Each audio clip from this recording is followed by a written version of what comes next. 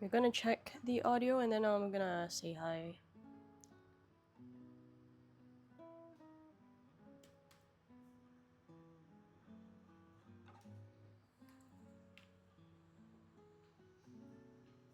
Check.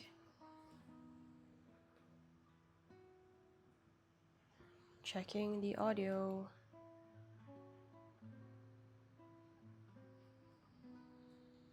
Checking the music.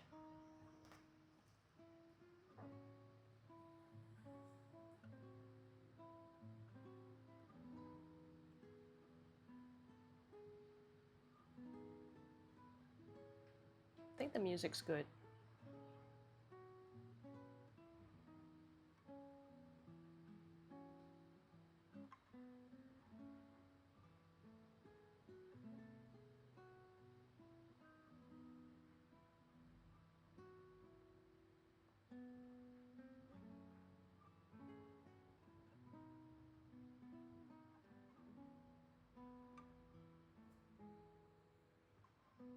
Okay, hold on.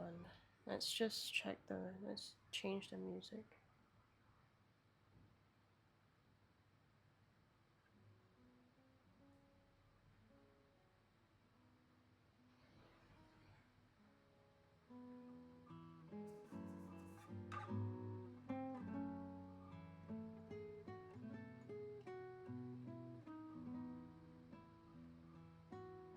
Okay, let's test the music with my voice. Might be a bit loud.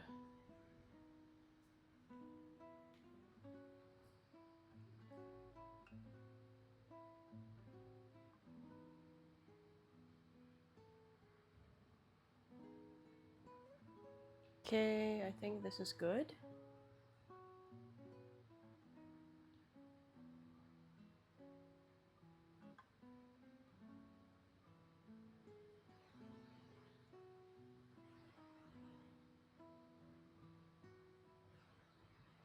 Hello, test.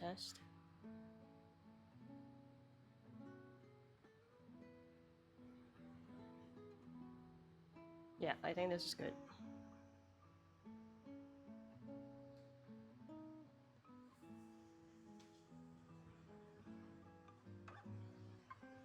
Yep, I think this is good.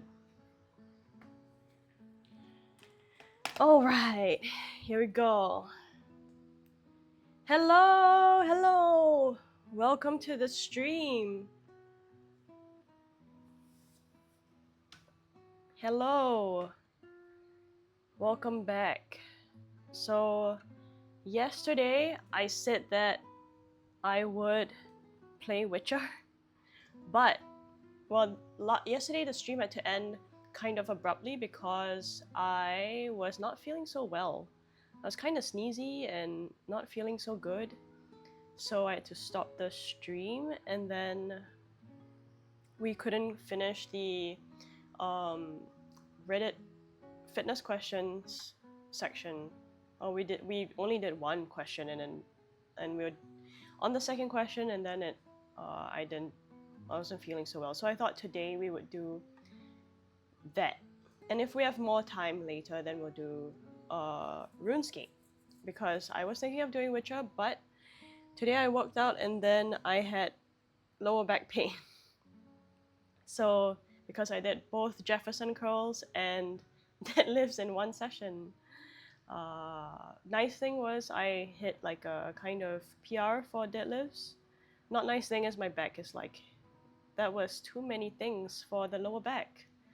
So I was somehow playing a new game and having to have a new kind of setup situation was a bit much, along with having lower back pain. So I thought, let's just, well, one, I wanted to do the fitness question stuff anyway, but also let's just focus on stuff that's more familiar. All right, I'm gonna type in chat, say like if you have any questions.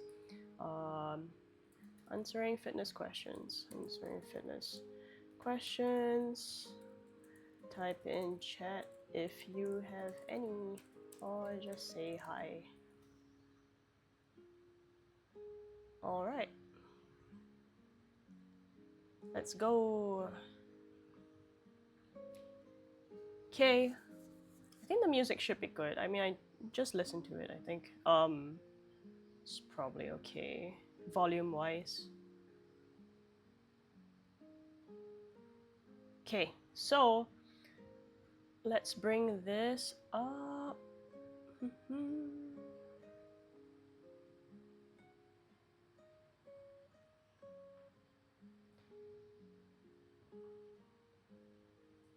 Whoop. What? Wait, why? Why was it my stream manager? What the hell?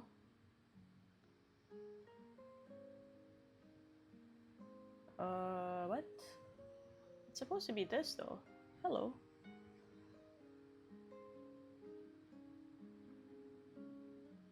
I am confused. Oh god. Sometimes Windows is really a pain.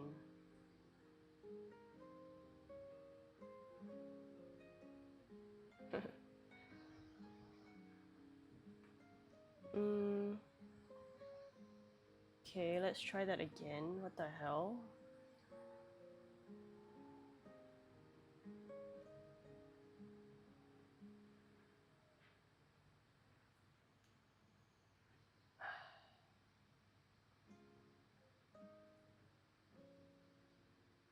No, it's still my stream manager.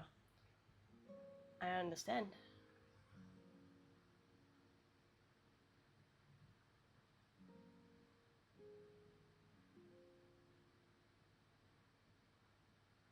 Okay, there we go. What the heck?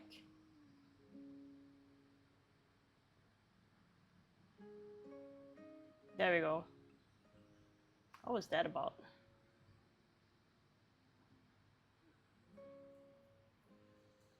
Okay, OBS, what the heck? Alright, so we're gonna continue from the same thread we were looking at yesterday to look for some questions to answer.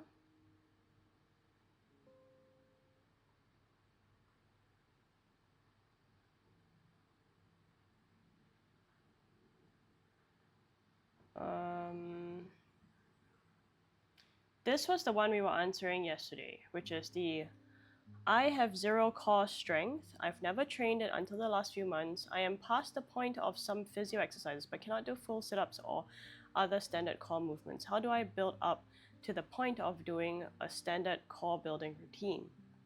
So yesterday I talked about how I would ask them, okay, I'm just gonna talk about it instead of like referencing yesterday.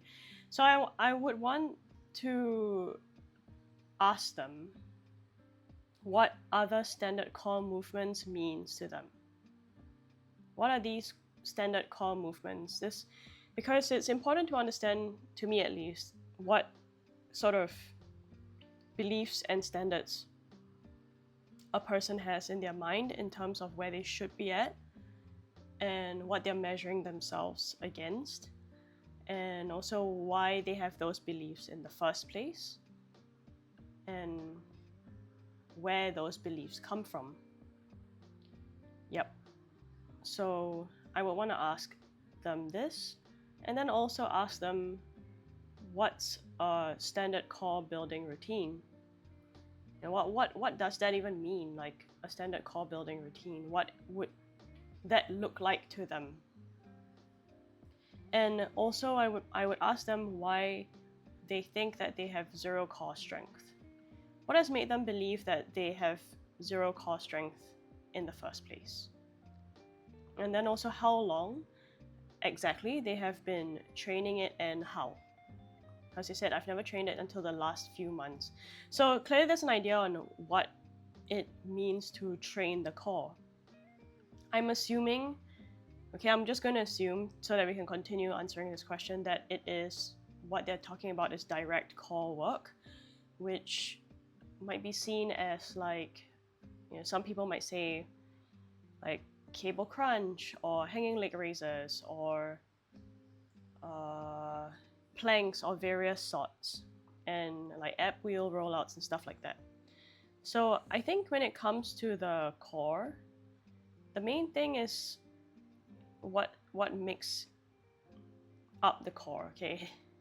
It's probably stuff to do with your spine. Being able to bend your spine in different ways. The muscles that help you bend your spine in different ways, like flex your spine, side bend your spine, and rotate your spine and extend your spine. And then it's also the muscles that need to keep the spine still when different forces are at play that go through your spine at the same time. So that might look like things like the planks and the Perloff press and stuff like that. But the ones that strengthen the spine through movements, those will probably look like whatever we just said just now, like cable crunch, ab wheel rollouts. Well, ab wheel rollouts, I guess it's a mixture of preventing the spine from going into extension and also flexing at the same time when you roll back in. And then also things like side bends, be that with like a dumbbell or with cables or a barbell, or it can be on the hyperextension machine where you just lean against it and side bend. And then the ones where you are going into extension would be like doing back extensions on the hyperextension machine or on a GHD machine or something like that. Or like hanging leg raises also is another kind of spinal flexion movement. Of course, that's paired with hip flexion at the same time. And then rotational movements are like wood chops, or even things like just holding a weight and kind of swinging it side to side. It can be rotational just horizontally, it can be from down to up, or up to down as well. So that can be done with like cables or weights or whatever it is. Okay. So and then there's the ones that kind of you have to keep your spine upright while a weight pulls on your spine in a specific way. That might be like farmer's carries with a weight on one side of the body. It can be on your shoulder, it can be on your hand. It can also be just carrying weights on both arms, or like Zercher carrying a barbell or something like that, and then walking.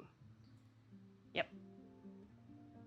And then there are movements that are like, say, crawling and bird dogs and stuff like that, which aren't necessarily the best because you can't really progress beyond a specific point.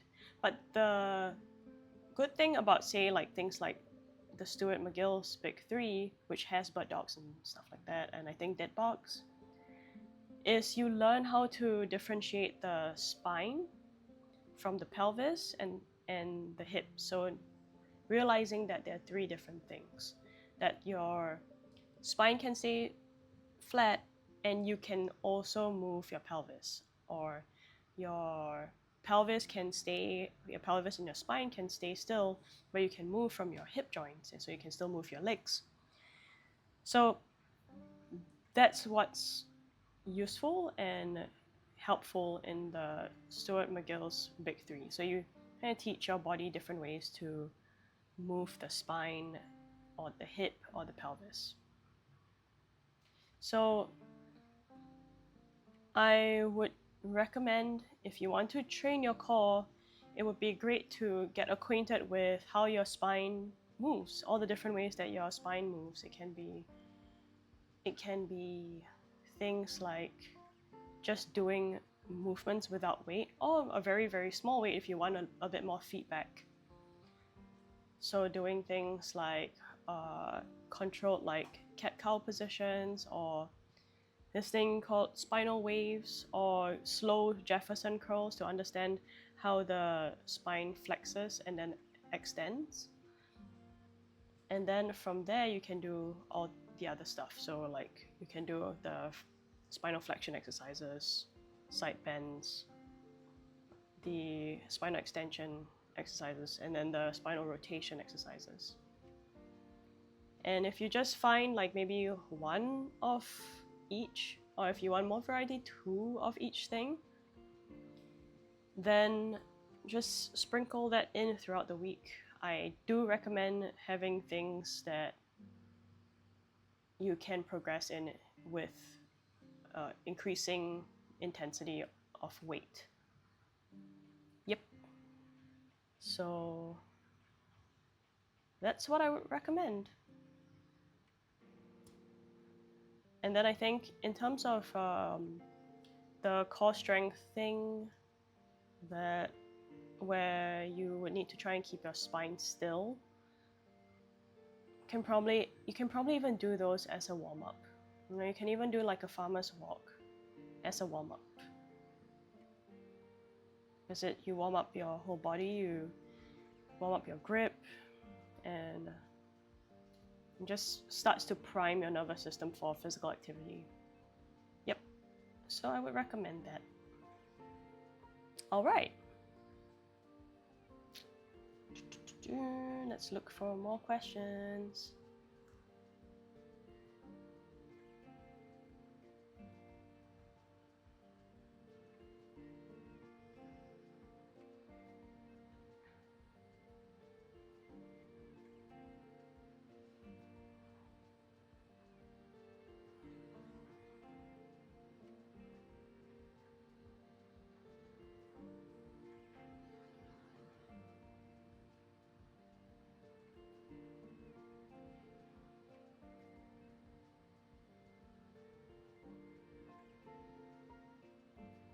So this question about hanging leg raises. My gym doesn't have a pull-up bar, so I've been using a Smith machine. It's low enough that I can let my legs fully extend without touching the floor. Will the need to keep my legs bent make hanging leg raises significantly less effective? I don't think so. And there are ways to make the movement harder. You can extend your spine at the end when you're with your legs hanging bent, and you can really try to bring your knees towards your chest to ensure full range of motion. Another thing you can do is just add a weight. Start to add weight from the ground, and in a way, because you can touch the ground, it makes it easier to grab the weight. So that's another thing that you can do, start to add weight when it feels easier. But yeah, I don't think it would. I think especially when you try and extend your spine at the end and then try and curl your knees all the way in towards your chest, which is also, the idea is also to bring your tailbone, imagine bringing your knee and then your tailbone follows towards your chest. So that's what creates the crunch or spinal flexion movement, where you try and curl your tailbone up towards your chest. Yep. A lot of core questions all of a sudden. Okay. Next question, let's look for something.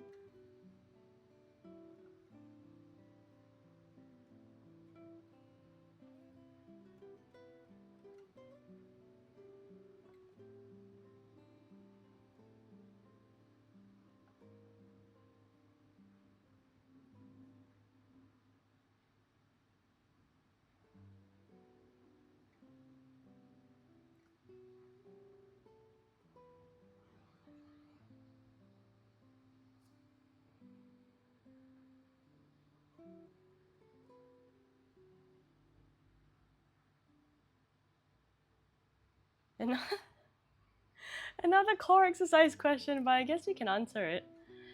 There's some ab exercise where you lay on the floor on your back and have your legs stretched out and your arms stretched out past your head. Then you contract your stomach and try to touch your toes. What's this called? Does it have the same problems as crunches and sit-ups do? Namely, it's not good for your back. Lots to unpack here.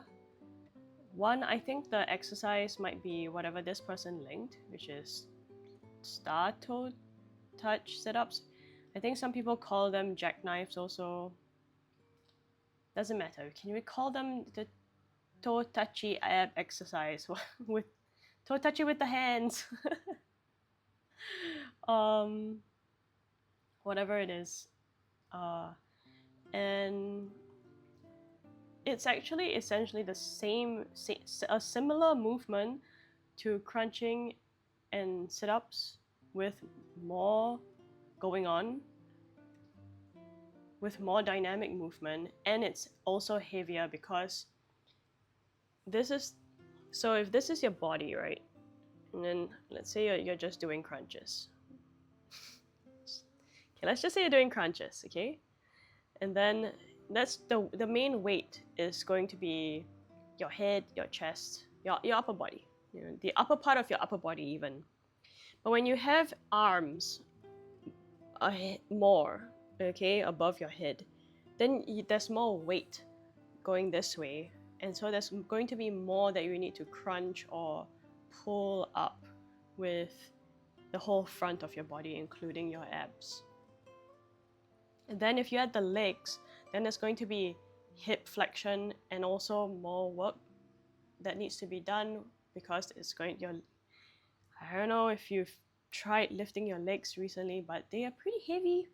So if they're really stretched out, okay, so the more bent, the closer they are to your body, the lighter the less load there is. The more stretched out they are, the heavier the load. This is physics.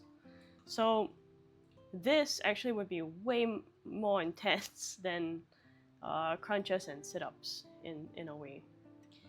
Okay, so that's one. Two,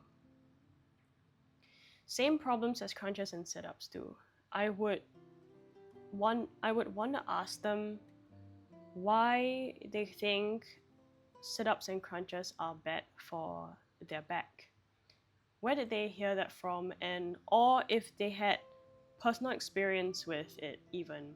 Because if they have had personal experience with it where like, okay, I've done crunches and sit-ups before and they have made my back hurt, then we need to investigate what that means and then also what kind of hurt they experienced. But if it was just like something they heard, they read or something like that, I would still need to understand, you know, how that affected their movement practice. Did they then avoid these movements completely, or did they try and replace them in any way? Because sometimes that means people might be fearful of movements, and just the fear of doing a movement can cause a pain response or discomfort in some ways because the body is trying to say, I'm not sure about that, or I don't feel particularly good about that. Yep, so we need to expose them to spinal flexion movements in different ways that might still seem like, which might not seem like they're a crunch or sit up, but are similar in terms of movement pattern. Then another thing I would ask is, what are they trying to do with ab exercises in the first place? Why did they ask this question? Are they trying to add ab exercises into their routine or into their life? And what are their goals with it? Yep. So that's it.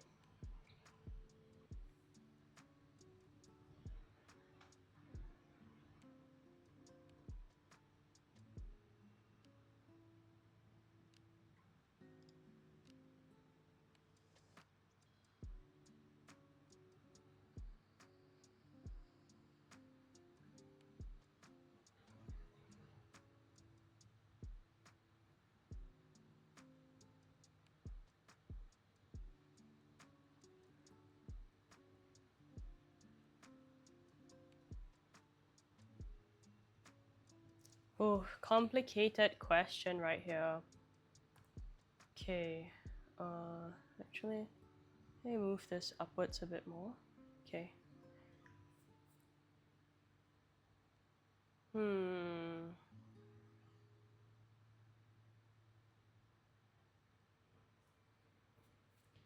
Okay. It's gonna be a big answer for a big question. I've been working out consistently since March. First time I've had any consistency. I am skinny since March.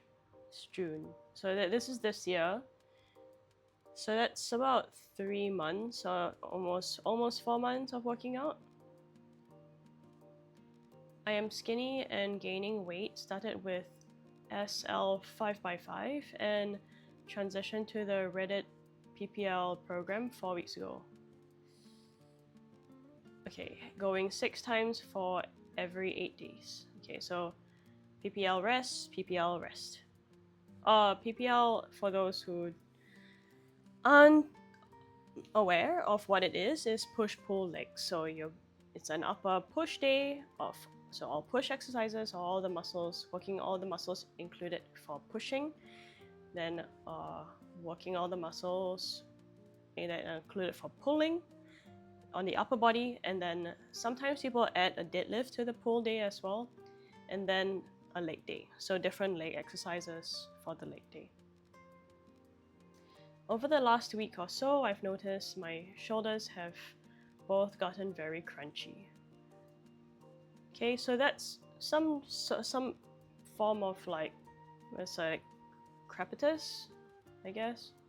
Combined feeling of like tendons snapping over bone.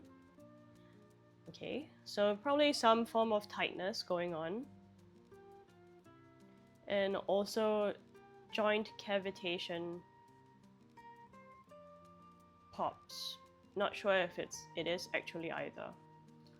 I can repeatedly pop either shoulder with a variety of movements, from arm circles to just rotating my wrist with my arms straight up parallel to the ground, as well as basically any other larger range of motion movement. There currently isn't pain, but the shoulder does start to get a bit sore if I repeatedly pop it. Is this normal? I'm okay, I'm like laughing because I think when there's something that bothers us, like, oh, I really feel like it's crunchy, or like there's a lot of stuff going on there, we almost do a lot to try and get feedback. And sometimes we search for pain, and sometimes when you move in search of pain or in search of soreness, I don't know what you were expecting, but typically what happens is we do get soreness. So one of the things I tend to tell clients is, when we work with pain, is to try and do the movements that feel good and continue expanding on movements that feel good. And sometimes there might be a bit of discomfort, but you can move with the discomfort and then go a few times and see if the discomfort changes. Meaning, does it change to feel a little bit better? Not keep searching for more discomfort.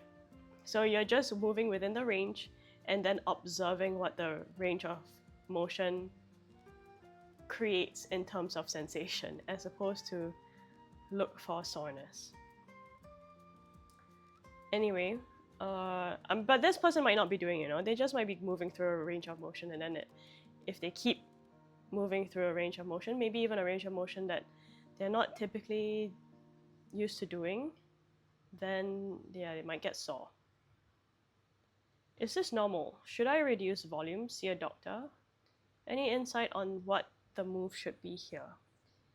Is it affecting it? It is affecting my workout, since motions like overhead press or lat pull downs, I can feel the crack or pop in the joints on every rep. Pull downs especially. Okay. Does sound like a tendony, rotator cuffy potentially type thing. And if it isn't super comfortable and it isn't super comfortable, confident, inspiring. Oh, that sucks. A month ago, there was probably none of this. Okay, so this is in line with them switching over to the PPL. Yep. A lot of my joints do crack, but have never affected lifts, and they didn't just become that way basically overnight, like my shoulders have.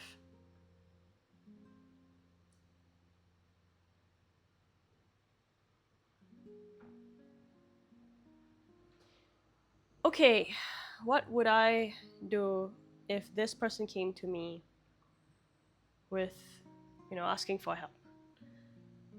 I would ask them, I would try and get to know more of their history with movement.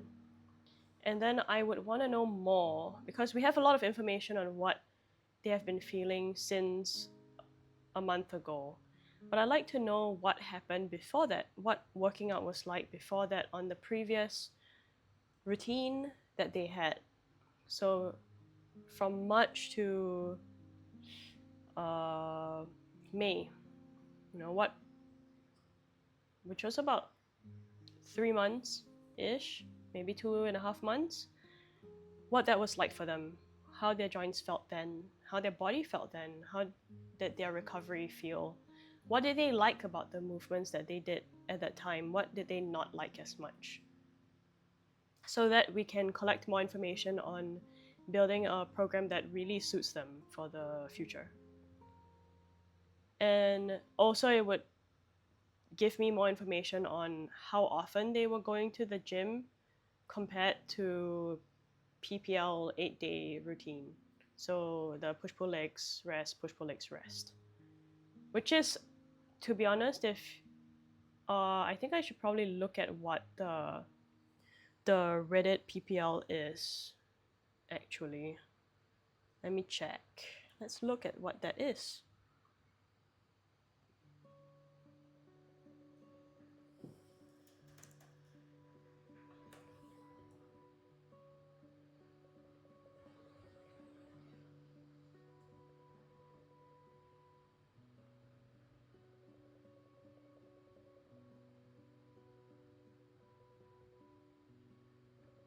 Okay, I'm just gonna.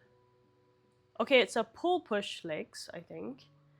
So you start with a pull, which some people do. I get it. I get it. Okay. I just added it right here. Why is it? Here we go. So, okay. Here it is. Deadlifts, pull downs, rows, face pulls, hammer curls. Okay, it's pretty standard. I don't know if I would. Okay, I would definitely want to look at their previous program, the person who was asking the question, because to be honest, these amounts of sets to me are pretty high for a beginner-ish, someone who just started working out in March. They could just do like 3 sets or even 2 walking sets, so not including the warm up. And also the goal for, they could do more sets but lighter weights, because I guess the goal could also be for the initial parts to just get used to the movement. So a higher volume could be useful with lower weights, and just to get their tendons and ligaments more ready and able to adapt to the load.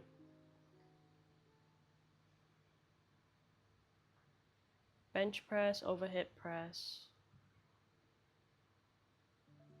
Okay, so they have like the A is like deadlifts, and then pull B is the barbell rows for. Okay. Honestly, it's a pretty standard program. I think the issue is probably, I would probably want to see what they were doing previously. And then we'll just see what their volume was like. And then kind of try and understand what their volume is now. Yeah. And and why it is causing issues. Yeah. I think it would definitely be a volume and recovery, maybe even how they are progressing in each session, talking about how they do progressions, like when do you decide to increase reps and when do you decide to increase weight, and if they're going a little bit too intense for themselves. Yeah. In general, muscles recover and adapt a lot more quickly than tendons and ligaments. So, sounds like they might be having a little bit of that, which is that the tendons feel like they need to play a little bit of catch up in terms of recovery compared to the muscles. So, we'll need to re-evaluate their volume, maybe even their frequency. Yeah. And then also how often they are increasing or driving progress in terms of reps or weights. Yep. So what can they do now on their own?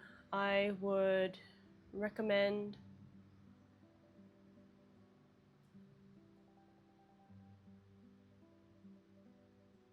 adding more rest days and then maybe scaling back some weights for the movements that cause irritation, or switch the movements that seem to cause irritation. So if wanting to keep the movements that seem to cause irritation, lower weights.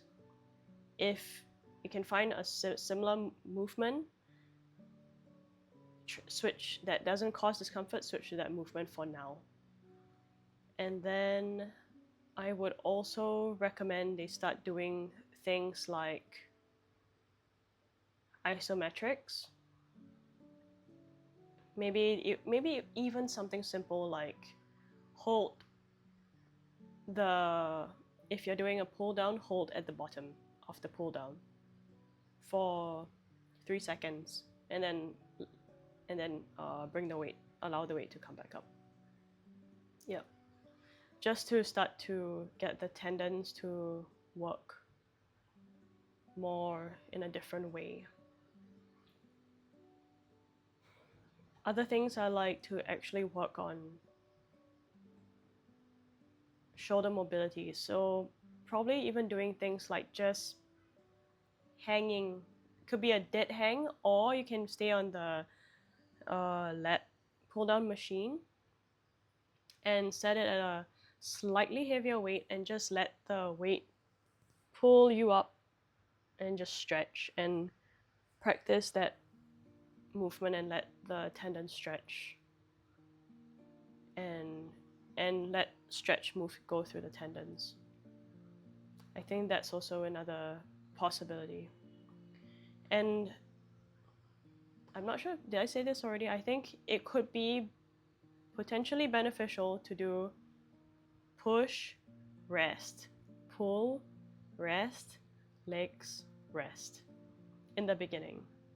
And it's completely okay to take more time to recover as someone who has just started to consistently do stuff.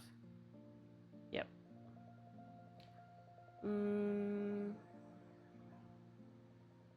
Yeah. I think that's it. I think increasing recovery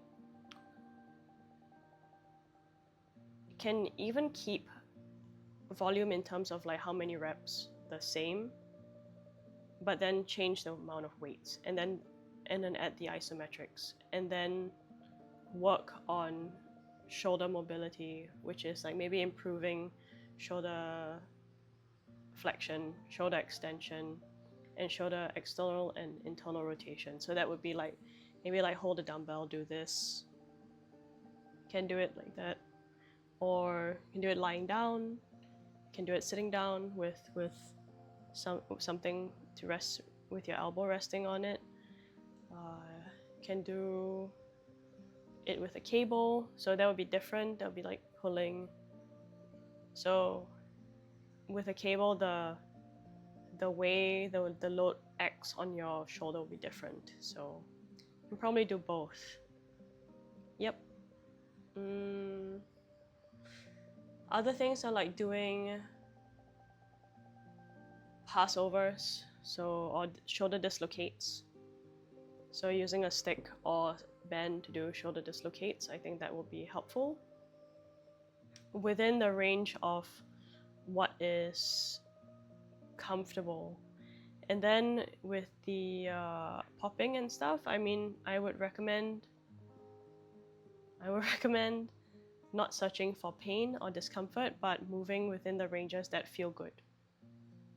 Yep, and then trying to expand that. So if like, let's say you're doing an arm circle and this feels very poppy, then maybe try drawing a smaller circle and feel like, does this still feel cracky? And then slowly expand and increase the circle range. And then most of the time, if the cracking and popping, which typically comes from, it sounds like the program is probably bringing quite a bit of tightness around the shoulders because of just a lack of recovery, or maybe even going above, not necessarily above capacity, but just close to capacity very often. Then so doing movements that going close to, well, I've lost my train of thought. Okay, yes, so cracks can come from, so the tightness, so probably the tendons going twang, that's the tightness from what I just said, the movements. So then joints feel like they need to be a bit more protective, and also the tendons are taking some time to catch up to the new demands that you're placing on them. So give them some time to adapt. And then another thing is cracking can also just come from changes in pressure in the joint due to the movement that you do. And I would ask this person if before starting out exercising more recently, whether they were someone who moves a lot. Do you do all these movements? Did you do all these movements, or are they also kind of new to you? And if they're quite new, then the joints might feel like, there might be increased range of motion that you typically didn't do, which sometimes in some areas of the joints there might be a bit of crunchiness because you just haven't really used that part of the joint as much. So then it takes a bit of time for synovial fluid to start to get into that area. And then sometimes it's just like you move the joint in different ways, and then so there's going to be air bubbles popping. And then I think in general, when you do move things over and over again, they do get tired and they probably will get a bit sore, because even if I were to do arm circles, right? If I've never done 50 arm circles, okay, I would get soreness from doing 50 arm circles, even without a weight, because my arm is a weight. And if I've never done 50 arm circles, I might get sore doing 50 arm circles. So it could also be as simple as that you get a little bit sore because you're doing a movement many times that you typically wouldn't do in a range of motion that you typically wouldn't go into, or you haven't really gone into very often before this period of time. So it might get sore. Yep. So yeah. So this person can adjust their frequency of workouts add more rest days, allow time for tendons to catch up to adapting to the demands that they're placing on them. Work on shoulder mobility in other ways that work the tendons, dead hangs, isometrics, shoulder external and tonal rotation movements. And then also can continue doing things like shoulder dislocates or even just the arm circles, moving within the range of motions that feel good and expanding the ranges of motion that feel good. And then keeping the amount of reps you do, but maybe decreasing the weight and increase weight and reps more gradually. I think, what is that system? I think increasing reps would be a good one where you, what is it called? So, for example, you aim for a range of 12, 11, 10, okay? And maybe initially you might go 12, 10, 9, or 12, 10, 10, 8. Then the next week you might be able to do 12, 11, 8. Then you might be able to do 12, 11, 9. And maybe that is enough of a marker that, okay, it might be time to increase weight. So then you might move down to, you might increase the weight and then move down in reps. And then also have the weight increase be small. Okay, you go conservative for now. And then you might go down to 10, I don't know, 8, 7. So once you get back up to 12, 11, 9, or 12, 10, 9, or 12, 11, 10, that range, you move the weight up again and then the reps down. I can't remember what this form of progression is called, but I find that for beginners that is really helpful to do because it gives enough time for recovery and at the same time signals to you how much intensity is happening or whether you are still working within an intensity that does promote growth while keeping you safe at the same time. Safer, at least. Yeah. Okay, that's it. Oh, I gotta move my back. Alright. Yeah. And then because I recommended the dead hangs because it seems like it's the arms overhead position or shoulder flexion which seems to really be challenging for them. So maybe passively staying in that position and then maybe passive and active hangs could be beneficial. Strengthen those tendons and the rotator cuff muscles. Okay, find new question. Boop, boop, boop.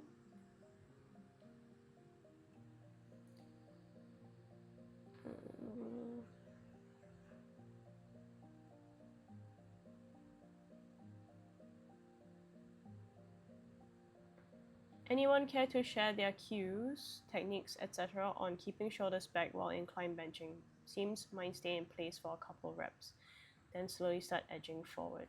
As a side, my shoulders seem to naturally slump forward. I'm starting to add more rear delt work in the mix to hopefully help out. I don't know if a cue would help this person, but I think if they were my client, I would work with them on getting in touch and aware of the upper part of their body, of the upper body. How the scapulars protract and retract, elevate and depress. So mapping those will help them understand what it means to have the shoulders back motion. So that would be doing things like being in quadruped position and then doing scapular retract, protract. You can do it on like a row machine, a cable row machine, allows scapulars to protract and then retract them, and then doing it with a lat pull down or on a pull-up bar, passive and active hang, so elevation, depression, and then on a dip bar or on some blocks, kind of allow the shoulders to elevate and then push away, push down, depress, actively depress the scapulas. Yep, that's what I would do. Another one would be to also do like a maybe shrugging up kind of motion, like with a weight, shrug up, actively elevate, and then depress. Or with dumbbells or barbell overhead, actively elevate and then depress. So that will start to map different positions of the scapula, which will then help them to map the different parts of the upper back and even the chest in different ways. Then I think I would also do spinal, like so like thoracic spine flexion and extension with them to understand the movements of like slouching and extending from there. And if after a while it seems like it starts to edge forward, sometimes it could be that the weight starts to feel really heavy, so the body tries to do the task of doing the incline bench press in whatever way it can that it feels strong in. So then it would be to do the movement up to the point of when this starts happening, and then just stop. And then, or to find a weight where you can do this movement for a longer time while keeping the position. The scapula is retracted back and down position. Keep the chest open. Yep. Because it might be that the muscles in the back potentially are not strong enough to, or not familiar or comfortable in that position to be able to accommodate that for now. So then it would be just being able to get comfortable with doing it with that scapular position. Yep. So during the movement, when it starts to, so you can, there are different ways to mark what till failure means, and sometimes you can put whatever like limitations you need on yourself or intentions that you want in terms of a movement for yourself. So it can be, once shoulders start rounding forward, pause and reset and see if you can still do it. And then if no, just stop, end of set, or switch to a lighter weight and see if you can do it with better, with that intention more in place. Yep. So then I would say, if the goal is to start to be able to be stronger and more comfortable in this position while incline benching, which can help you stretch the chest and use your chest muscles more comfortably, then the goal is probably not to lift as much as possible in incline benching. It would be to lift as much as possible while keeping the position. So then keeping the position is top priority, and then the weights increase while you can keep that position. Yep. So yeah.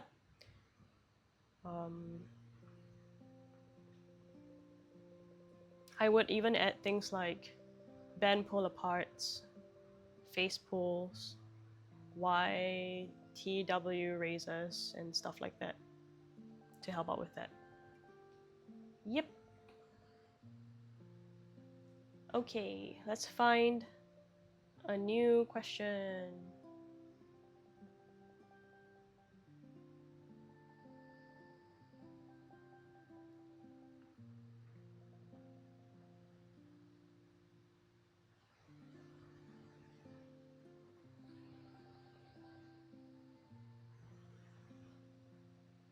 Is that it? Oh, what? We're done with all the questions from that day, I guess. What? Okay. Wait.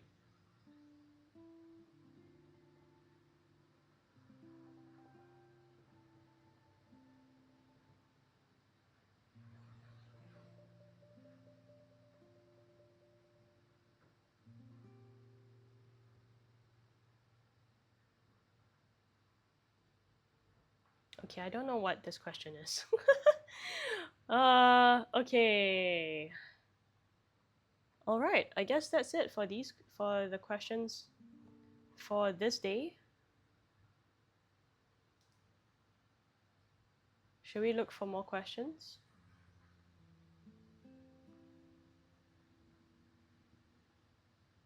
I guess why not?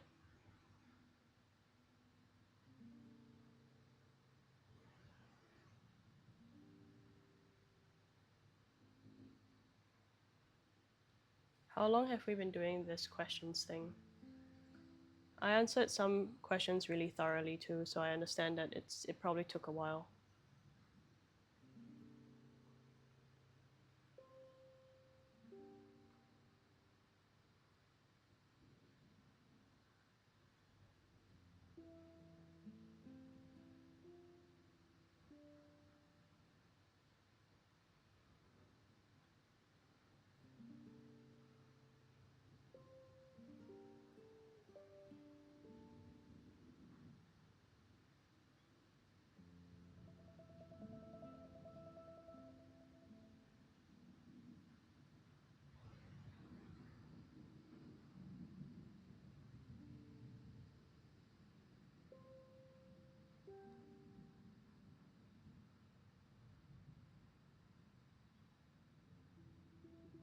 This is a very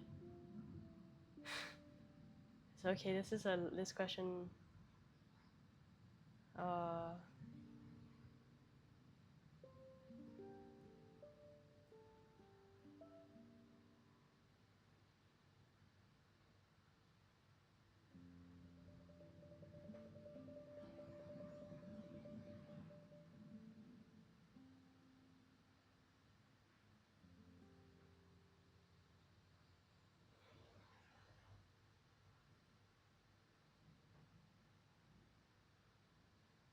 okay, it seems like in this there's not a lot of questions for me to answer in this one.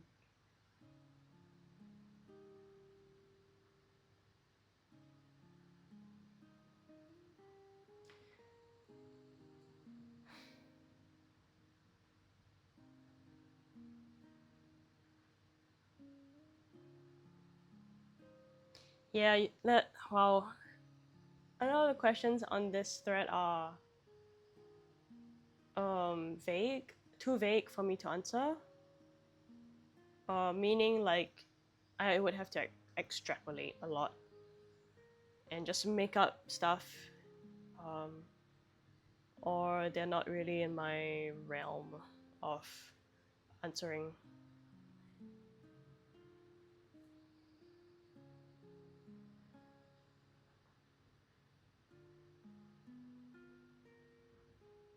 Oh, okay, this is a good question here. How do you end up not getting lost as a beginner? So many exercises for just one muscle group. I am trying to research exercises for each muscle group, but I just end up getting lost because even the basics are so many. I try to always find videos that show correct form so I don't get injured. But honestly, I end up spending hours searching and searching. You just make a routine with the basics first and then move on to more complicated ones? How can I not get completely lost? Lol.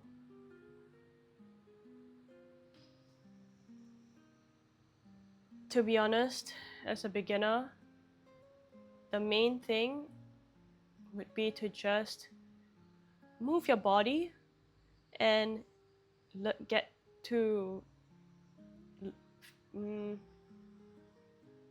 get to growing that intrinsic enjoyment of moving your body if it's available to you, because some people might continue to hate exercise, which is totally fine, but to start to build that intrinsic enjoyment of moving your body, and also to try and just get to know your body and to learn how your body moves, starting with some basic movements.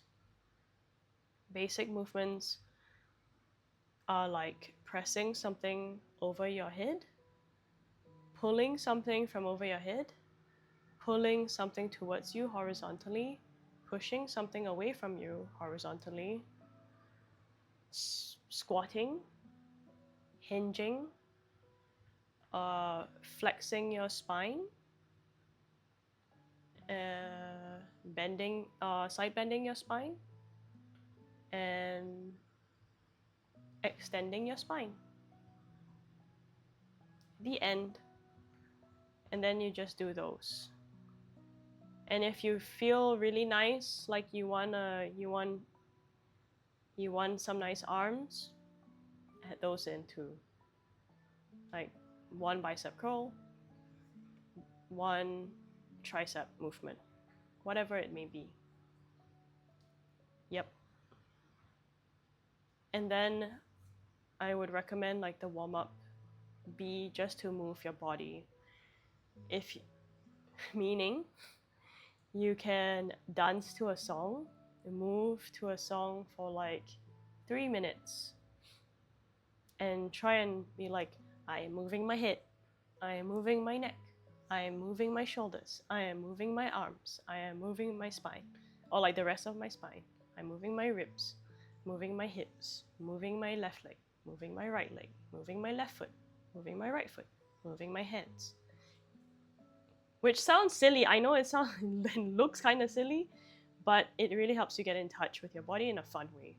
And that starts to prime your body like, okay, we're going to move, and we're bringing more awareness to these parts of the body. And then you can make the movements faster to try and really like amp up your nervous system a bit more before you start to do some exercises. So how not to get lost as a beginner is that one is your interest in exercise, like really enjoying to read all of this. Like this can be an interest, and it can be something fun to do. Like I enjoy reading random things about psychology and other random stuff. At one point I was really interested in sharks. So is exercise and researching about exercise something like that for you? You know, you just enjoy kind of researching on it. But if it's not, and your research is mainly to figure out what to do, I would recommend and you feel lost, then maybe what's necessary is to simplify. And some of the ways you can simplify are to put arbitrary limits on yourself. So that's always a great way. Which is, it could be, I have 20 minutes or 30 minutes to work out. What can I do that will last 30 minutes or that will take 30 minutes? And do that. Or it can be number of movements. Today I will only do 2 movements. If I only had to choose 2 movements, what are the 2 movements that I'll do? Or today I only will be able to do 3 movements. What are the 3 movements?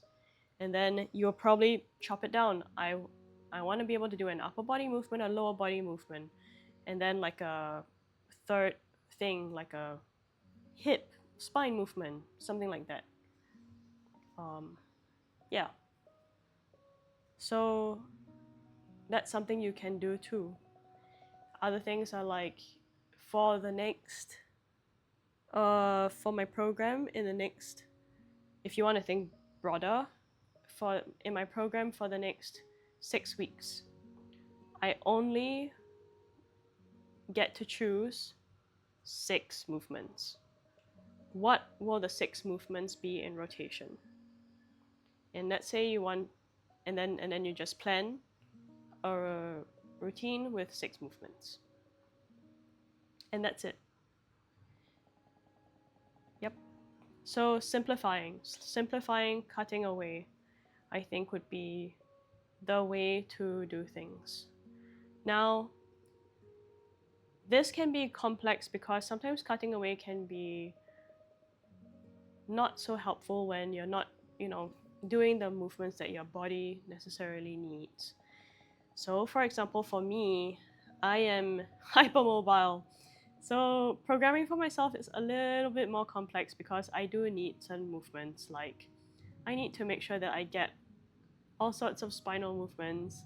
I need isometric movements for my knees and my wrists and my shoulders. I need different spinal movements. Like I need to be able to flex my spine, bend my spine, extend my spine, rotate my spine with weight, because otherwise it does seem like, for example, like now with me having back pain, one is because I paired Jefferson curls with not back to back, but they were in the same workout, Jefferson curls and deadlifts. Silly. So, but at the same time, I also haven't been doing as much of the rotational spine movement, which I find, and side bends, which I find really have helped my back feel very solid and strong when doing deadlifts. So there is that too. Okay, I thought there was going to be some singing. It's a little bit of singing. It's fine. Okay, so yeah. So that can be challenging for sure. But I think starting from putting these limitations and then expanding slowly could be helpful. And it can be an experiment that you can run with for one cycle. The one cycle can be 4 weeks. 4 weeks you do a specific limitation and then you just see. Okay, what do I want to change? What did I like about that? What did I not like so much about that? And then switch it up. Another thing could be to work in themes in the session. So recently, because I want to do a bunch of different things in each session. So I will have in one session, usually I would want to have like a boing boing movement. It would be like a plyometric movement or a jumping movement, which is in the plyometric kind of, or power-based type movement. So it can be a jump. So it can be, what kind of jump do I feel up for today? It can be a broad jump, can be a more vertical jump. It can be like a seated jump or a box jump or side to side lateral jump. It can be single leg, double leg. So, but 2 jumpy movements or 1 jumpy movement. Then it'd be like a strengthy movement. Like I want to be able to lift a heavier weight. Okay, so heavier meaning 6 reps and less. Usually what I've been doing with these is to do EMOMs every minute on the minute. And that has been helpful in terms of gamifying on like not really, I can just, everything's already like put in to the workout, which is like the amount of reps, the amount of rest I get and stuff like that. So I'm just like, okay, 1 minute 30 seconds, I get to do 5 reps of deadlifts, and then I rest for the rest of time, and then 5 and continue. So 5 times 5. Then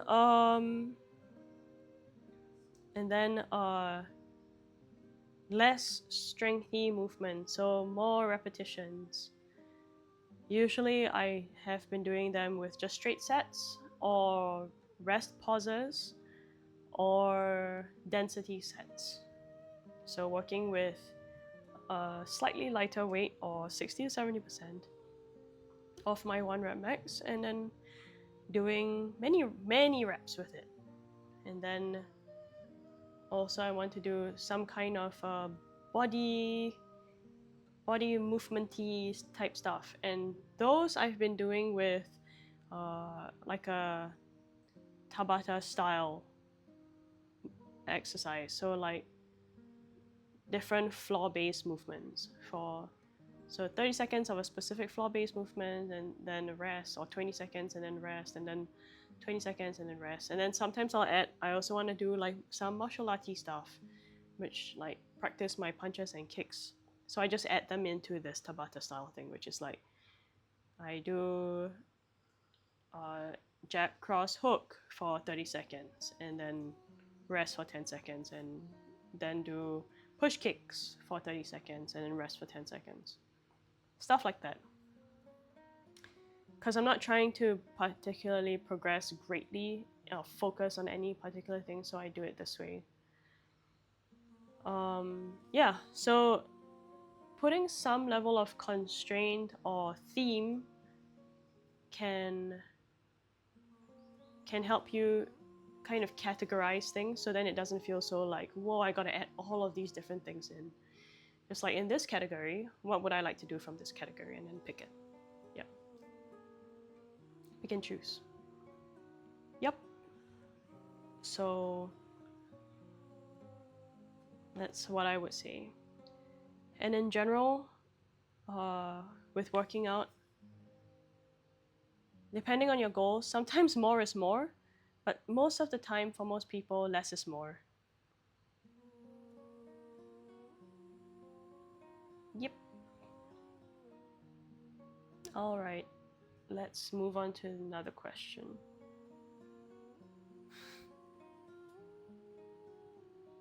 It's a bit weird to have like my voice with another voice, so I'm gonna.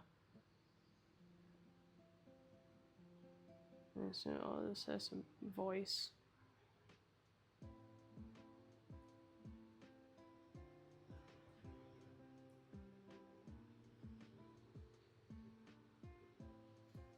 I talked for quite a bit on that question.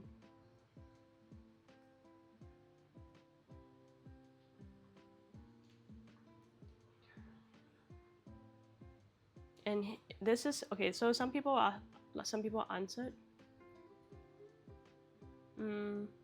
Yeah, great. Great answers here. Know that anything you do will work. Working out is about effort first, which is true. At the end of the day, you're just communicating with your body that you need to do stuff, and you just need to convince your body like, hey, like we need to be able to do this hard thing. Can you make sure we make the stuff in the body work so that we can do this hard thing? And body is like, okay, within my means though, so we need to recover too. So like today I didn't work within the means of my body, so yeah.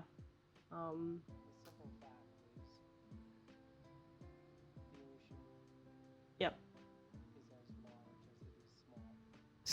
Why is there rapping? So yeah, that's all. Yep, this is great advice from this person. Limit. Oh, I didn't even talk about the correct form thing.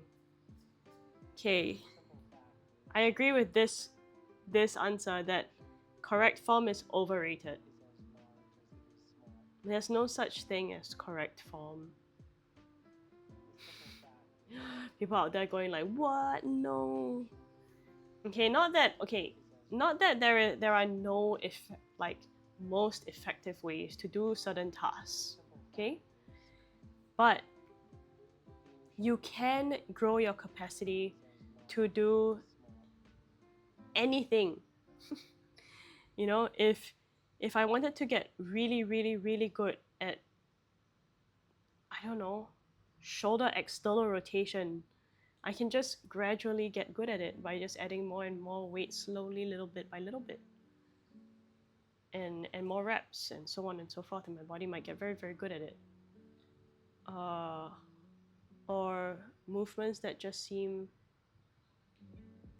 insane, like you just start small and then you work your way slowly, and then eventually you might be able to do something, like even things like neck curls, right? Like people can do crazy stuff, but just that they started somewhere. They started maybe with like neck isometrics, and then neck curls with just the head, and then neck curls with the head plus 0.25 kg, and so on and so forth. And then eventually it's like, oh, they're like neck curling with a chain and stuff. Like what? Or like 50 kg on their forehead. And but they work towards it. So anything that you work towards that you can recover from, that's you building capacity to be able to do it. So there's no like right or wrong. Hey Mikey T, what's up?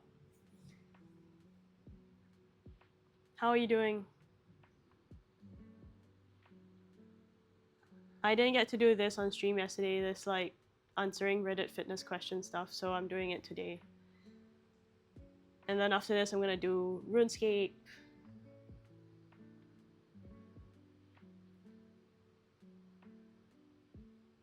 I'm doing okay. I have a little bit of back pain from doing too many spine related movements in the gym today. So it's a bit uncomfortable, but I'm okay.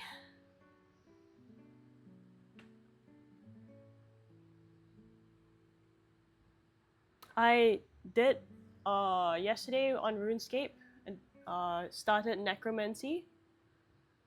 So that was cool. Actually, it came just in time. I'm probably gonna end it about here and switch over to Runescape. Alright. Alright, so that's it for today's Reddit fitness questions. If you have any questions for me, you can go ahead and ask them in the comments or something like that if you want. If I'm on stream next time doing this again, you can come in on chat and ask your questions in chat too. Alright.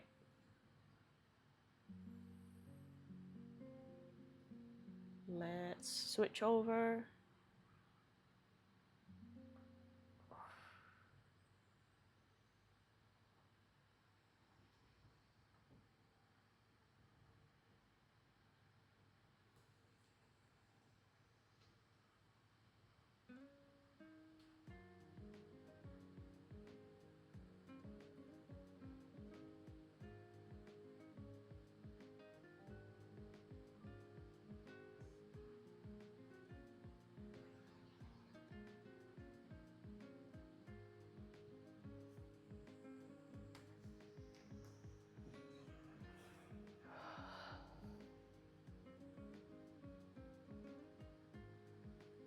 Alright, Runescape time.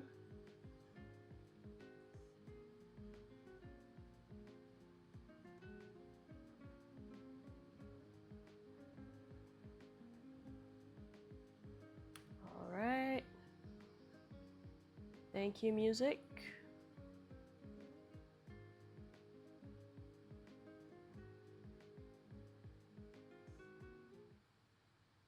Okay.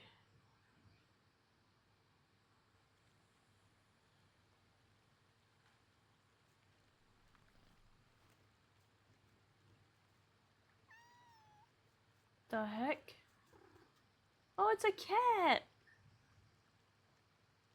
Oops. Wrong thing. Here we go. Runescape. I'm in Lumbridge. Where was the cat? Where was the cat?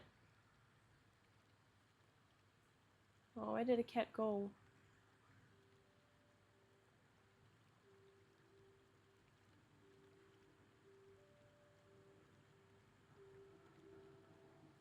It's so sad that I can't thieve because I'm not a member yet. And I hit the level cap. Okay, I wanted to do this yesterday, but got distracted by necromancy, so I want to do this today. Set active. Oh, let's change the stream.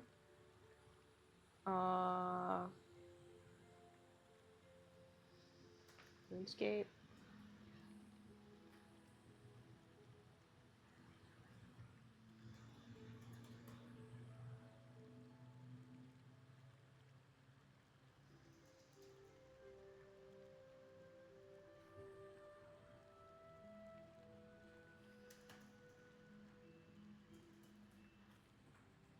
Okay, quest time.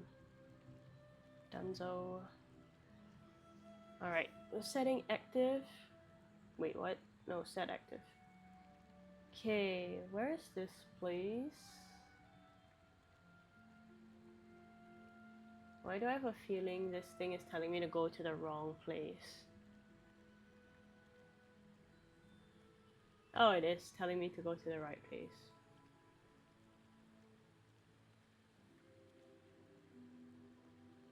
I guess I could just walk over.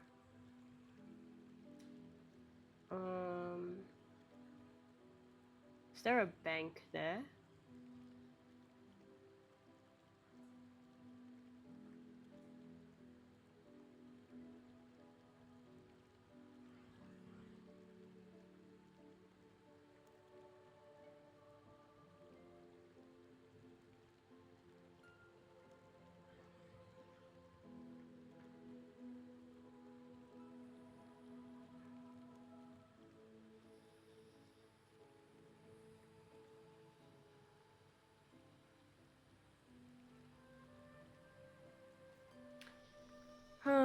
If I need to fight, this is gonna be... The cat's back!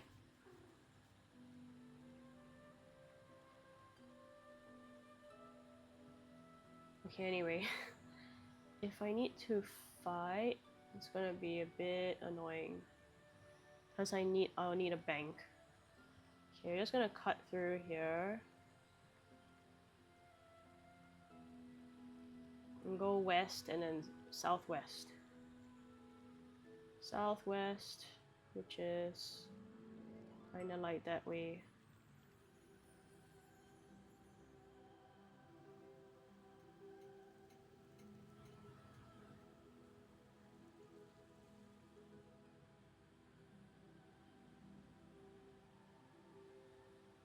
What the heck? Where am I?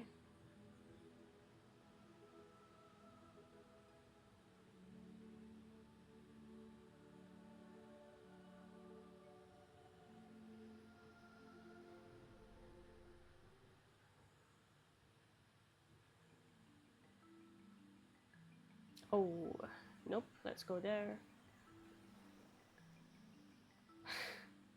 The RuneScape map always makes things look way further than they actually are. I always think I need to walk for so much longer. Kinda like the Final Fantasy MMO. That one you actually have to travel really, really far.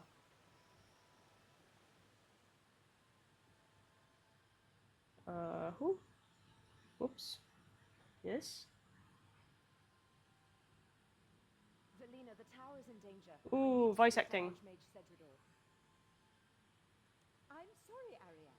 The Archmage was clear. Maybe if you told me why, I could pass on a message.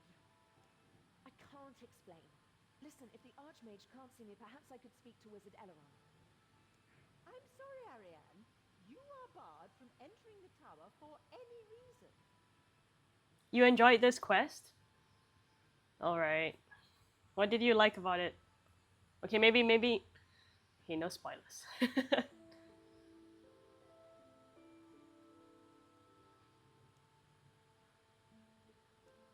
none of your business, outsider. No, wait, I recognize you. You're the adventurer Zen you mentioned. Will you help me again? Again? I'm the wizard Ariane. That was what... Yeah, well, it's so cool to have voice acted quests. I'm sorry, just Ariane. I'm a former tower wizard. I'm I'm an adventurer now, based out of the Champions Guild. Could you take a message to Archmage Cedrador for me? Depending on how he reacts, I may need your help with other things. Also learned a bit about the lore of the game. Cool. Is the sound okay, by the way? Can you hear the voice acting?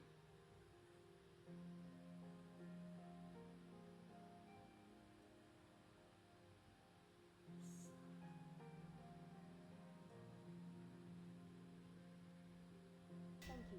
Just go to Archmage Cedrador and... Okay, it's a little quiet.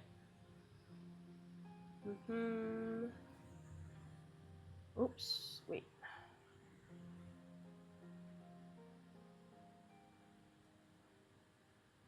Let's up it a bit.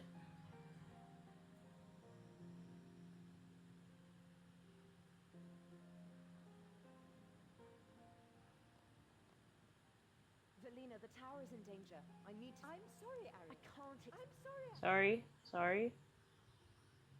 You can come in. It's only a few people who've been specifically forbidden. Practitioners of dark magic. I told you it wasn't like that. I knew what I was doing. This is none of your business, outsider. No, wait, I recognize you. Chaos. Whoop. No. Velina, Supposed the to. I'm sorry. I can't... I'm sorry. This is none of your business, outsider. No. Okay. Wait, I recognize... What can I do to help? Could you take a message to Archmage Cedrador Okay. for me? Depending on how he reacts, I may need your help with other things. Okay. Accept. Thank you. Just go to Archmage Cedrador and... Wait, no. Too late. There's something happening. Okay. Something happening. Oh, what?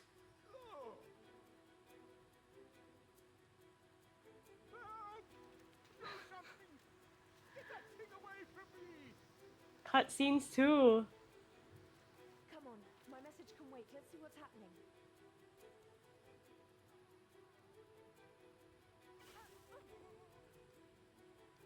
Cast airstrike at the vortex. Draw it into the power beam. Airstrike. Okay. Grab Boren's mind spike if you need one. He's dropped it next to him. Ah, magic armor. I don't have it. Okay, I need to wear it. Try to explain later. Right now. Okay. I knew it! I knew I should have gone to the bank! Oh well, let's see. You can't damage it. Cast combat spells on it. Lead it into the beam. Wield Boren's mind spike. Select airstrike from your spellbook and then attack the vortex.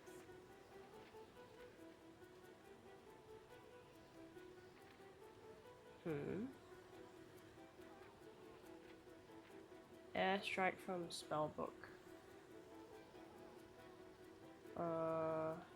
Okay. Runes! Oh no, I need to go to a bank for sure. There's no bank in here.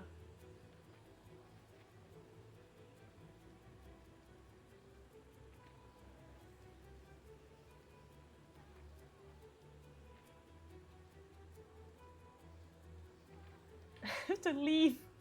Be right back, guys. I know you're in danger, but I have to go.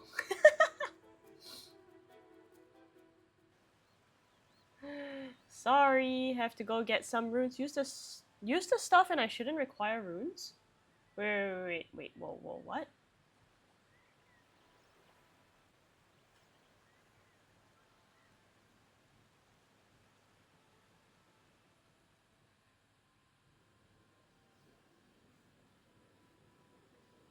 Whoops.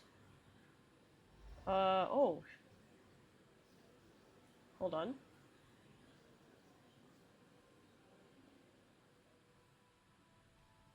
Wait, did I just...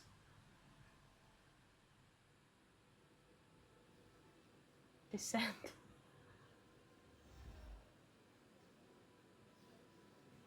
Am I now on the right floor?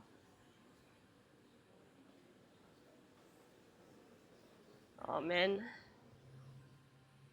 Okay, it looks like when I Archmage Cedrador and wait, no. okay, it seems like when I exit, then I exit the quest. Okay, I'll try again and see if I need runes still. Come on, my message can wait. Okay. No. Cast airstrike at the vortex. Draw it in. Okay. So I already have the staff. Um.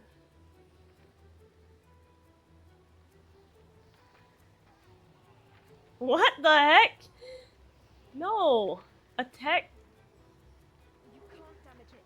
Cast combat spells on it. I am. I just need to equip. Oh my god. I forgot.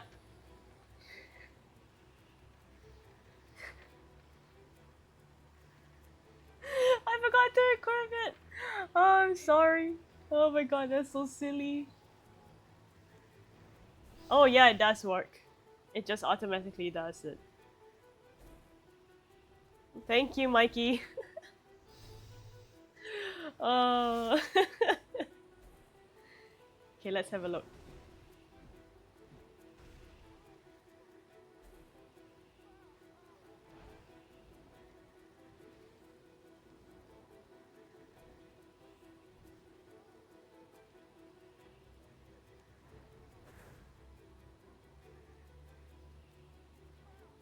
Hmm.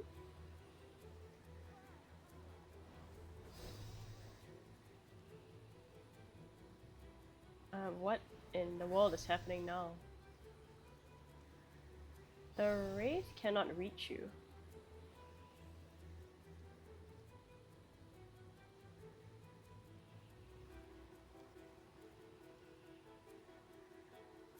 Something happening?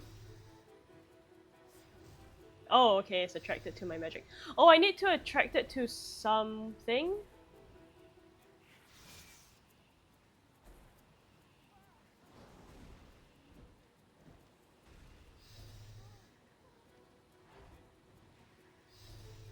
Hmm.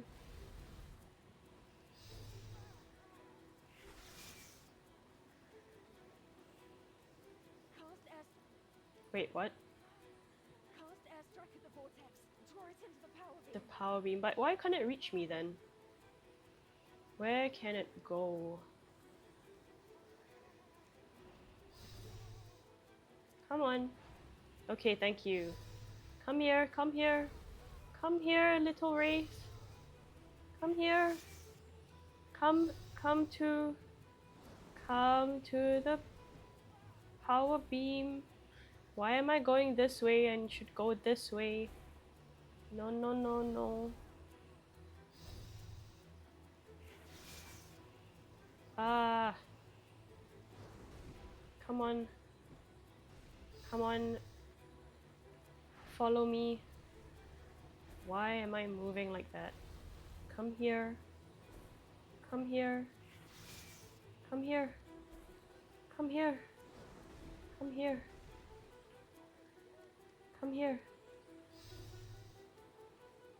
Yeah, come here. Come here. Okay. To me again outside. Yay. Wow, it's like getting a cat to go somewhere. Or a horse.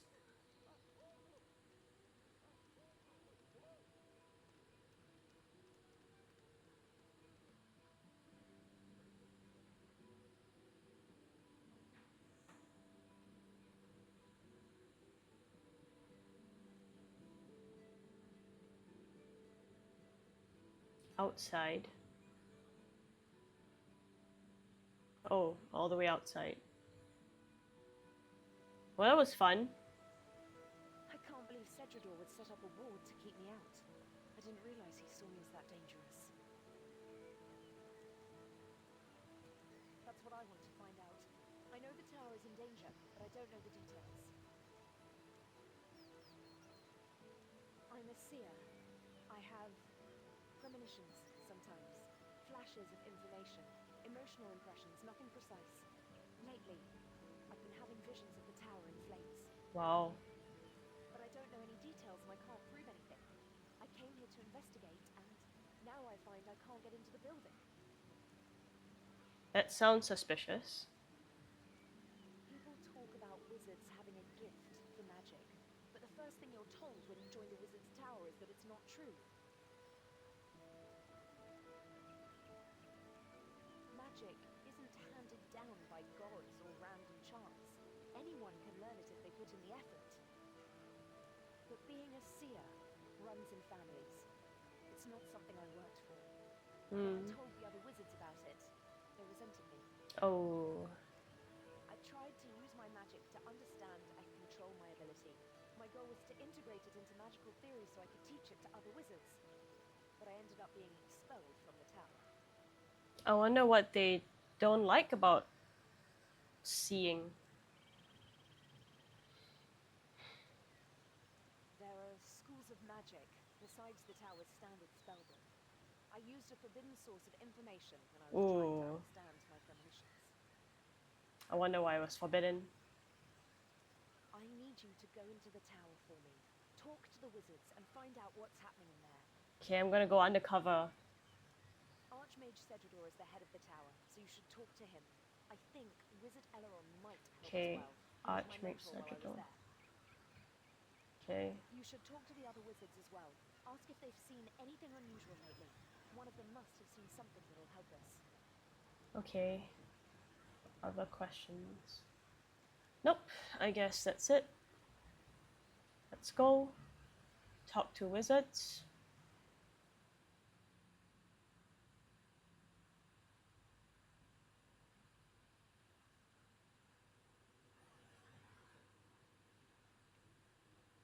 I'm guessing they wouldn't be on this floor.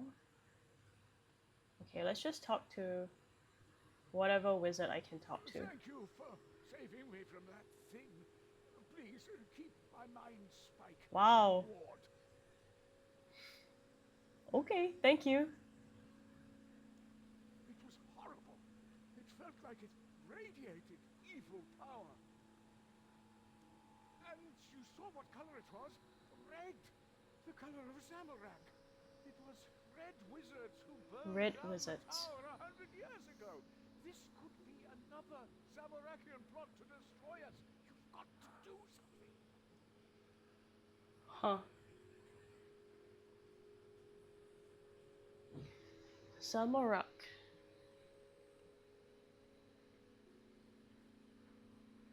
Don't some people pray to that?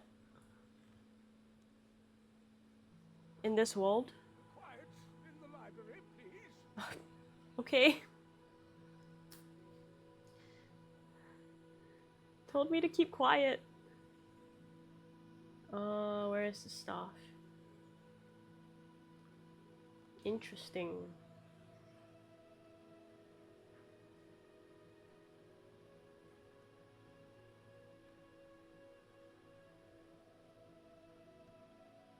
Oh, play organ? What? Oh, what? Oh, Wait, no, no, no, no, no, no. oh, all right. If you must play the organ, at least keep to the top manual. It's quietest. Not even Archmage Cedrador could concentrate with a racket from the loud manuals. It's been here since the tower was rebuilt.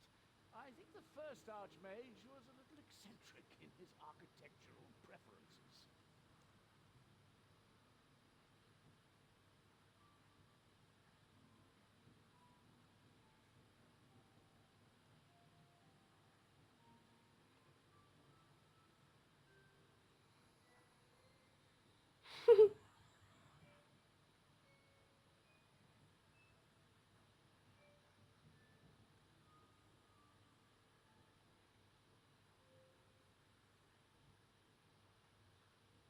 Oh,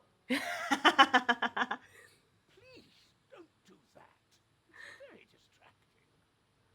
If you must play the organ, at least keep to the top manual. It's quiet.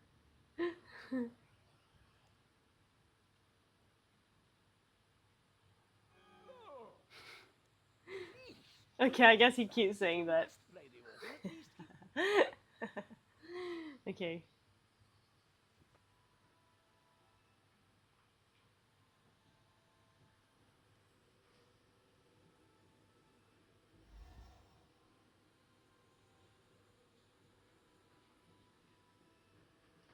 Okay, I guess it's an there are even higher floors.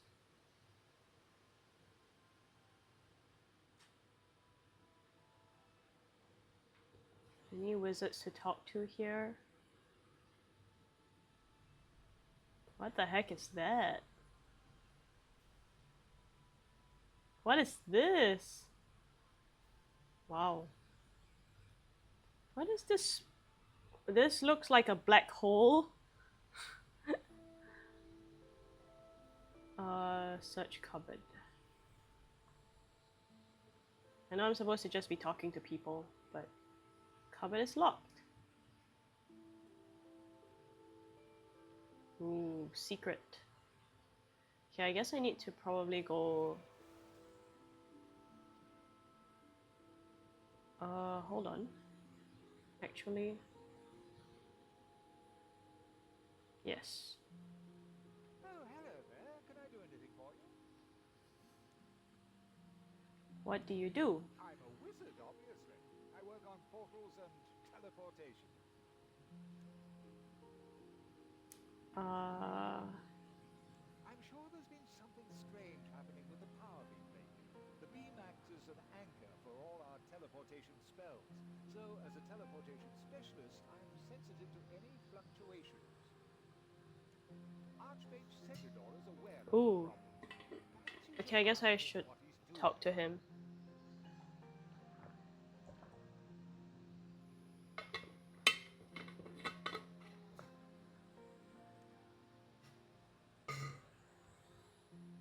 Okay. Any Oh, other hello there. Can I do anything for you? questions? I'm a wizard, obviously. Can you teleport me anywhere? I could if I had a precise means of fixing the destination. A teleport phrase, for example. Teleport Right freeze. now, I'm working on something else, though. Oh, okay. Okay, bye bye. Anybody?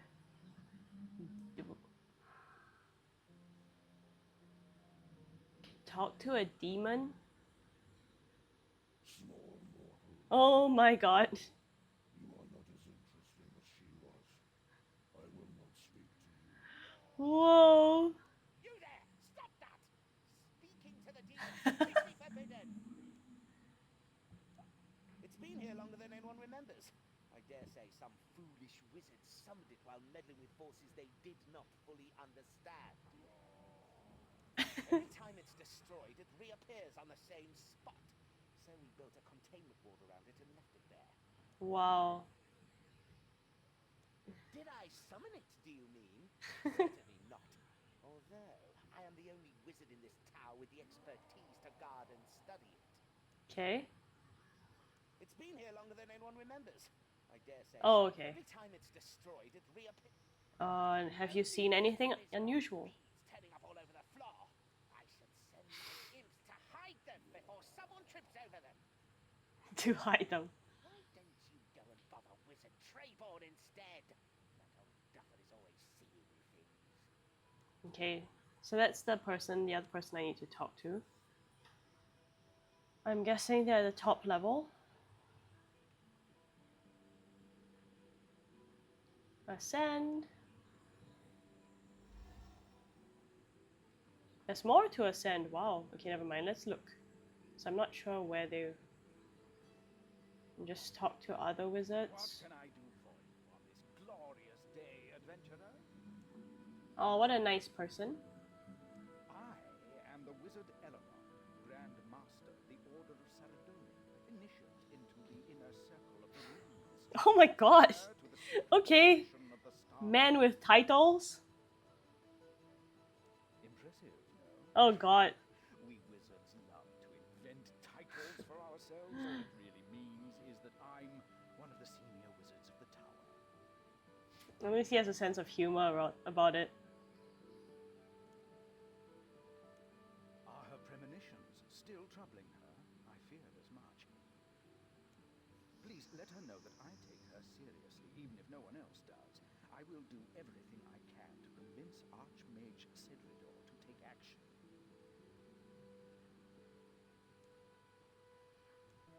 When I took Ariane on as my apprentice, she asked me to help her suppress her premonitions. She didn't want to stand out because of a natural gift.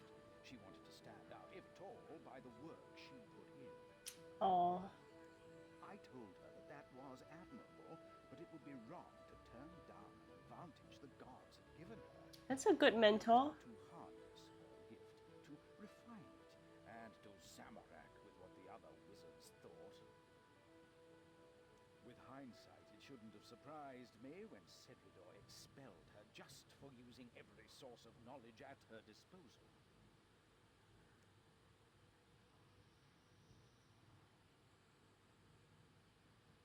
Oh, Arya might be pleased to hear that Wizard Elrond is still on her side. What a nice mentor.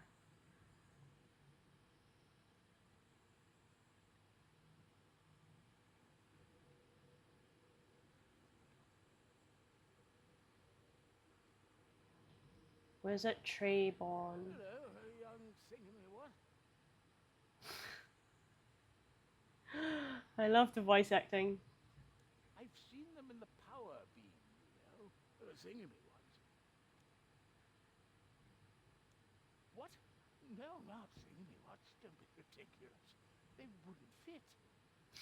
It was a sort of swirly, sparkly thing. I like to look at the power beam sometimes. There are so many things we see every day, but never look at, aren't there? Or look at every day, but never see. Very wise. I threw things in there. Thingamy-whats. Sees them. They think I'm mad. Didn't you know? This tower was built on the ruins of an old tower. Hmm. That's where it came from, the swirly thing. I saw it come up through the floor of the library. Ooh. Arian might be interested by Wizard Trayborn's information. Alright.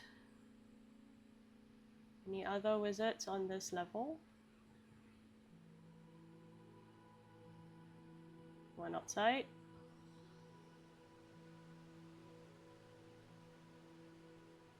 Oh, why no voice?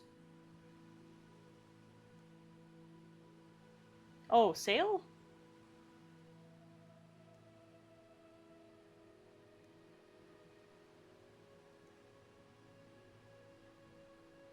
Stardust as payment?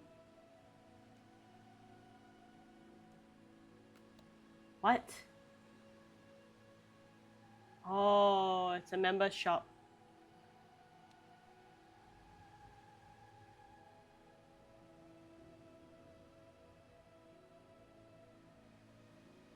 I see. Interesting. Interesting member stuff.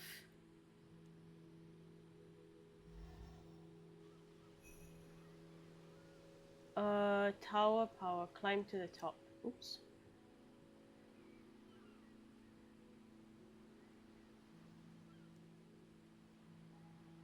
Oh.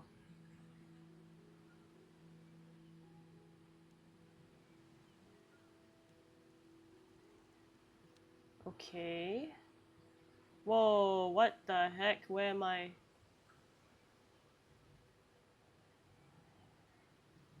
Oof. I hope they let me into the Runecrafting Guild soon. It's cold up here on the roof. More voice acting, go back. Go back. I heard that a strange magical force had entered the tower and attacked the librarian, but that's all I know. Here on the roof, I'm a little cut off from what's happening in the tower, and I still haven't been allowed inside the Runecrafting Guild. This person's just stuck on the roof. Oof. I hope they let me Okay. through. Okay. Wait, is this a bank? No. It's a box.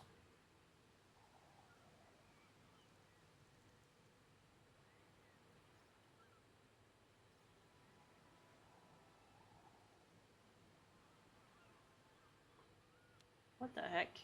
Okay, anyway. Anyway, let's go. Oh, wait. Descend? Did I not find the person? Where is he?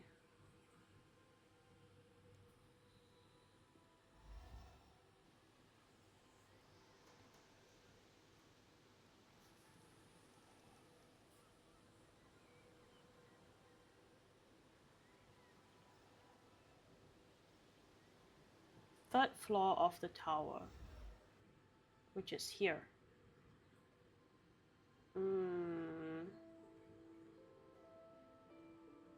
Oh, I missed him. Welcome, adventurer, to the world-renowned Wizard's Tower. How can I help you?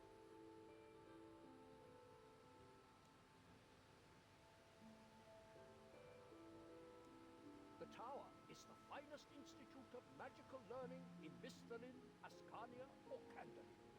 The standard adventurer spellbook and the teleportation lodestones are both products Oh, wow. of our wizard's research.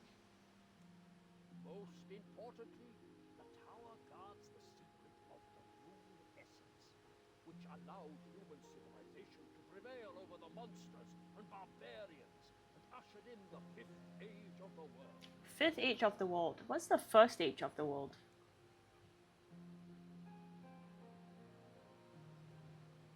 You already know the adventurer's spellbook. For an adventurer like you, the best way to learn is to go out and practice casting spells. Ah, they are the relic of a sad chapter in the tower's history. Originally, the wizards of the tower were not as unified as they now are.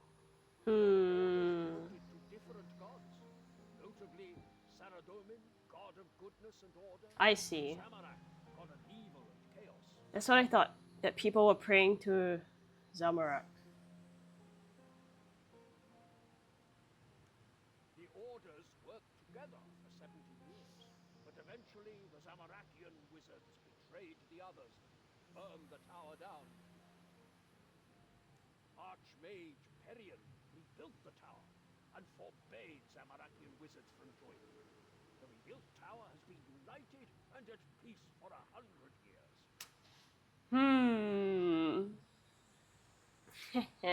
At peace, huh? Peace at peace. Whose peace? Peace at what cost?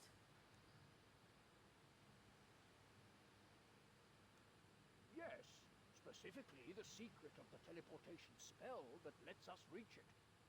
The discovery of the rune essence and the ability to make rune stones was the single greatest magical discovery in the history of Gillinor. It allows anyone to produce magical effects easily and reliably. The rune essence lies in the frozen north, where the Eye of Saradomin once rested. The first wizards reached it by an arduous land route, but eventually they discovered a spell to teleport there directly. After Zamorakian mages burnt the tower down 100 years ago, Archmage Perion decided to keep the spell secret, rather than let it fall into evil hands. We will cast the spell for anyone we think trustworthy, but the spell itself is an inner mystery of the tower, and is taught only to select individuals.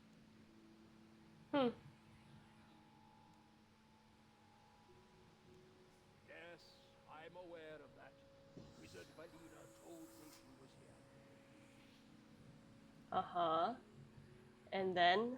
You can tell Ariane that her concerns have been noted. I'm preparing to deal with the anomalies in the power beam, so there's no cause for concern.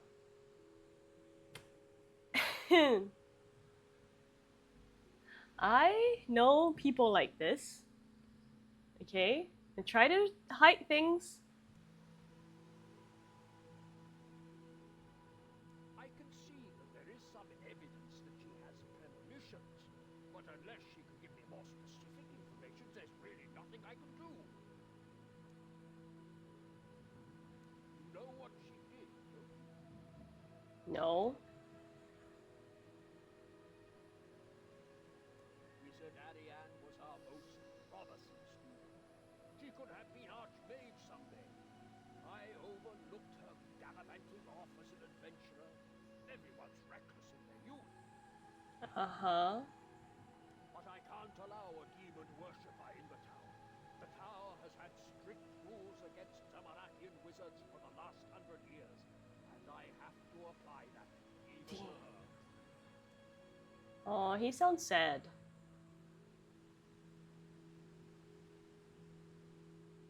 I'm preparing an Icenic purge. It'll send a surge of energy through the power beam, which should overpower whatever creatures have managed to enter it.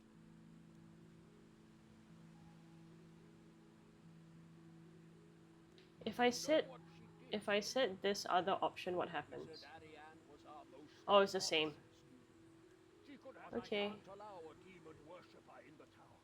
He sounds sad that I guess that he had to do what he believed was right to keep peace.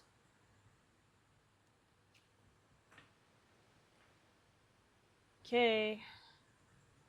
Let's go back.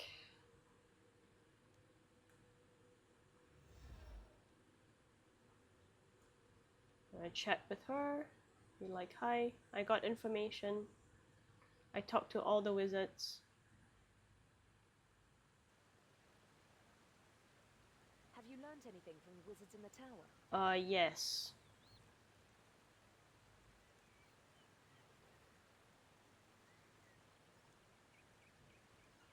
So what did you learn? Okay, let's talk about Cedrador first. What he means is he's going to flood the tower with magic without knowing what he's dealing with. It might work, but I want to be sure. We should find out more. I spoke to the demon, spoke to it, but there's no middle ground with Cedrador. Step outside the line and you're a red wizard.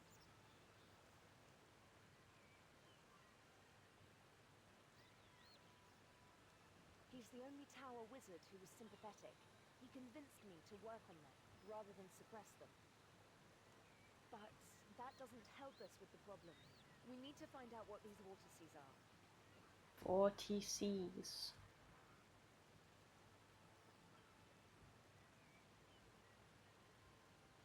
Through the library floor. Through the library floor. It was something from the old tower. That's what he said. This tower is built on the ruins of an older one, which burned down 100 years ago. The story is that Zamarakian wizards betrayed the other orders, but the details of what happened are a mystery. I do know it happened just after the wizards discovered the inner secret of the rune mysteries.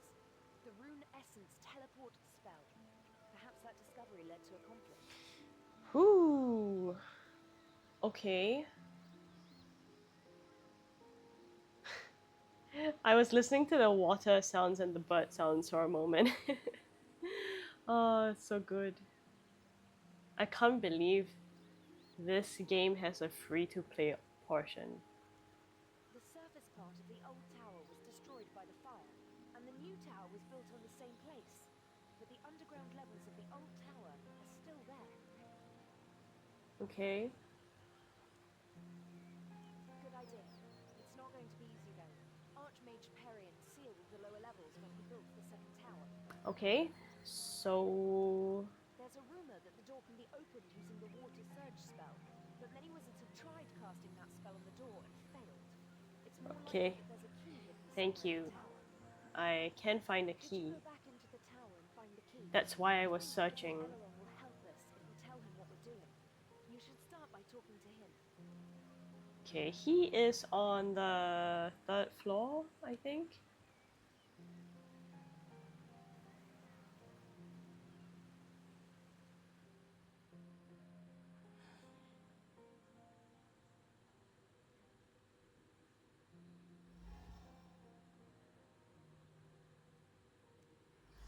Okay, whoa.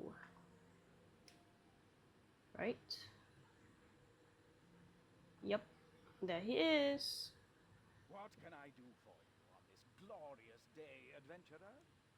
How can I get into the old As tower? even senior tower wizards aren't allowed into the ruins, I certainly couldn't tell the secret to a disgraced ex-wizard and an outsider, however much I might privately want to help you.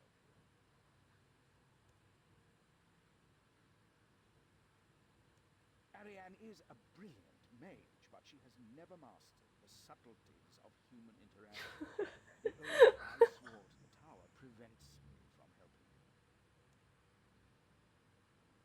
One wonders what it is that generations of archmages have wanted to keep locked away down there. Forbidding a source of knowledge goes against the principles upon which the first tower was founded. Mm-hmm. Exactly. No one except Archmage Cedridor is allowed to know the secret of entry to the ruins. Naturally, I've heard the rumors. Oh, so only one person knows. Many young wizards have wasted runes casting water surge on the door to no effect. A few, however, have speculated that the key might lie not in casting that spell, but in understanding it. What do you mean the key lies in understanding water It was surge? the Archmage Perian, first Archmage of the new tower, who sealed the lower levels. He had an idiosyncratic understanding of magic and its relationship to other arts. Perian had the pipe organ stored in the library, and The even a organ! treatise on the relationship between magic and music. Ooh! I don't recall saying anything of the sort. If you did want to read that book, though, for its historical interest, perhaps, you could find it on one of the bookshelves on the ground floor. It's like, oh, just for fun, you might want to go to the ground floor looking for this book. This game has such well written dialogue.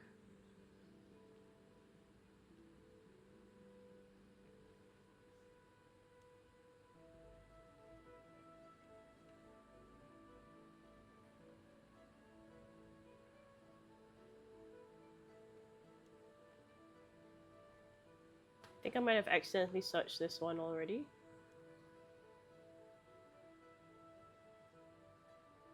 Huh. Okay, the other side then.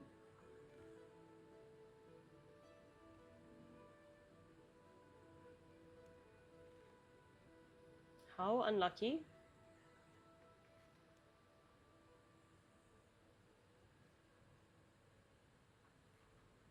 Okay, there we go. We have it. Alright. This volume lists the runes required by the old method of casting spells as used by Archmage Perian and the wizards of the Old Tower. These sequences differ from the new method of casting spells and are of little practical use, but they are preserved here for their historical interest. Water Strike, 1 water, 1 air, 1 mind. Water Bolt, 2. Okay, Water Surge, 10 water, 7 air, 1 blood, 1 death. Attach diagram. How do we turn the page?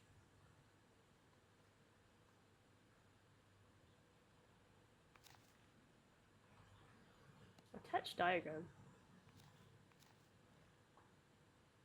Wait, harmony of runes.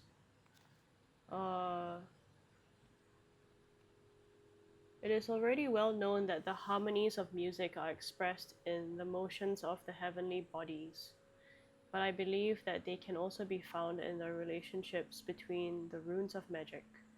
This I have proven to my satisfaction by both reason and experiment, and it is further confirmed by Samuel Scower,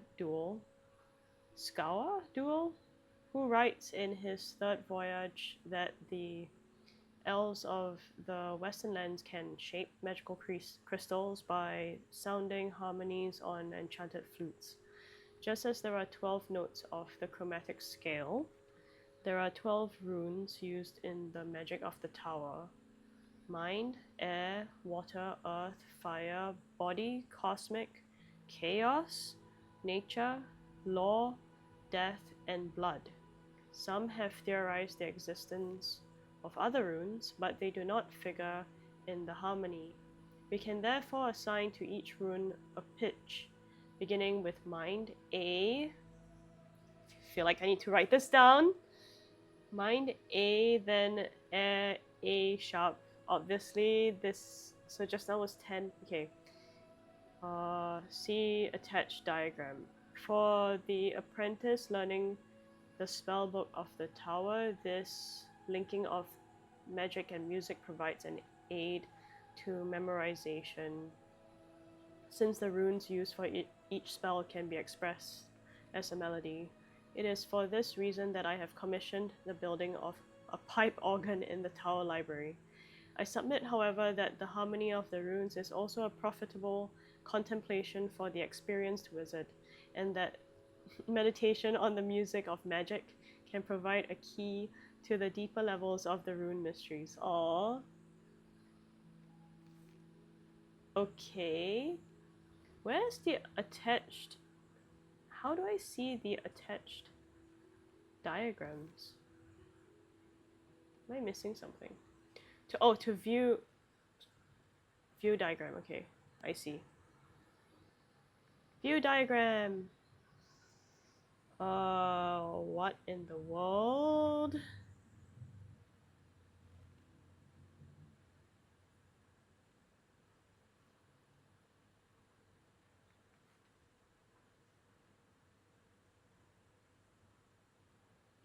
Okay, it was 10.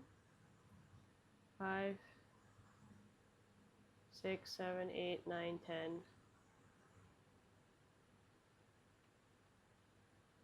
Okay, uh, so B, 10B,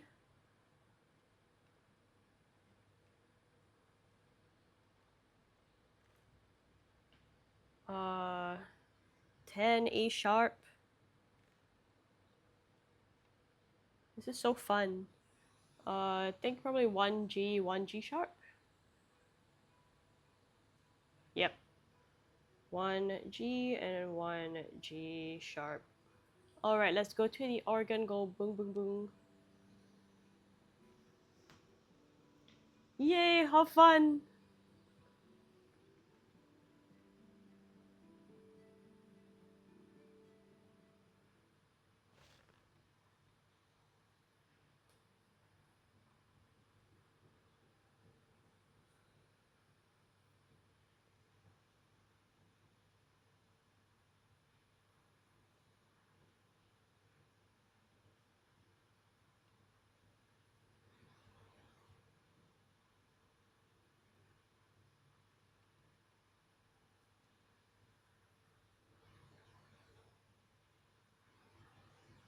Mm,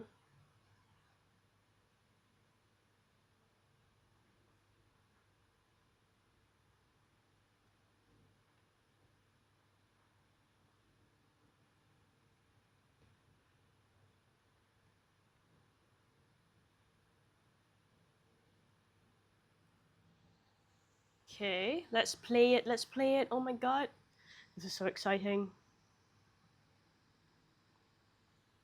Okay. We have 10 Bs. 1.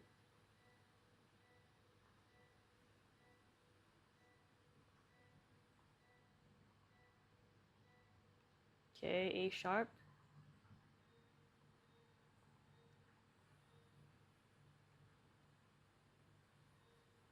Oh my god.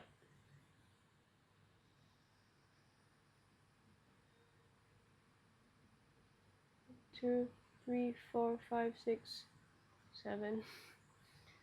One. I didn't realize they would put it right here. Never mind. G sharp.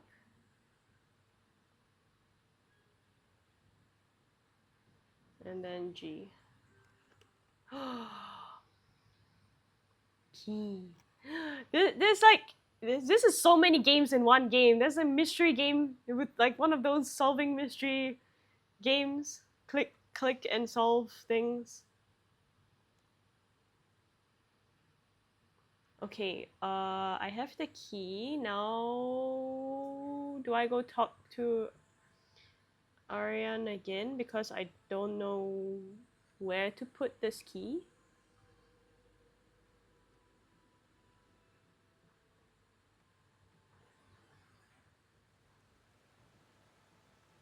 Have you made any progress with getting the key to the old tower? Yes, I have key. The key to the old tower. Who knows what's down there? There could be knowledge that's been lost for 100 years. Oh. I know, but while we're down there, we can at least look around. Hmm.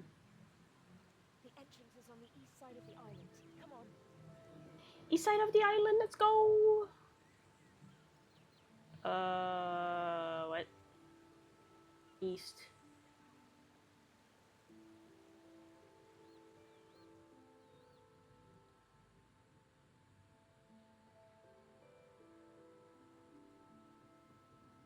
Come on, open the door and let's see what's in the ruins.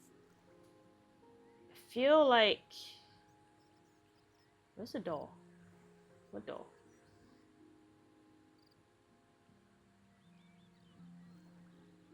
What?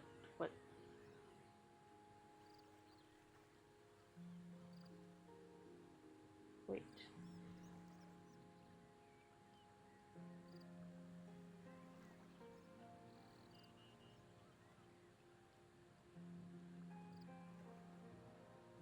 Oh, I see. It's over here.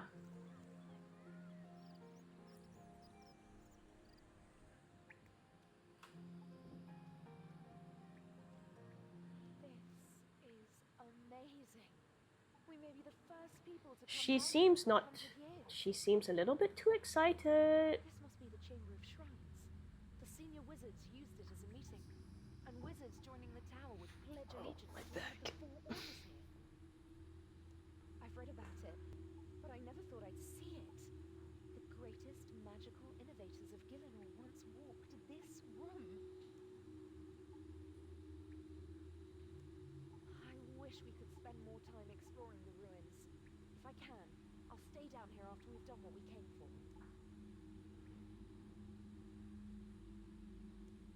The old tower was made up of wizards from all over the world, with wildly different philosophies of magic. They arranged themselves into 4 orders, dedicated to different gods. Blue, green, red... There are 4 gods.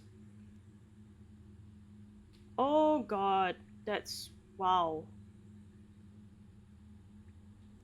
The blue wizards worship Saradomin, god of goodness and order.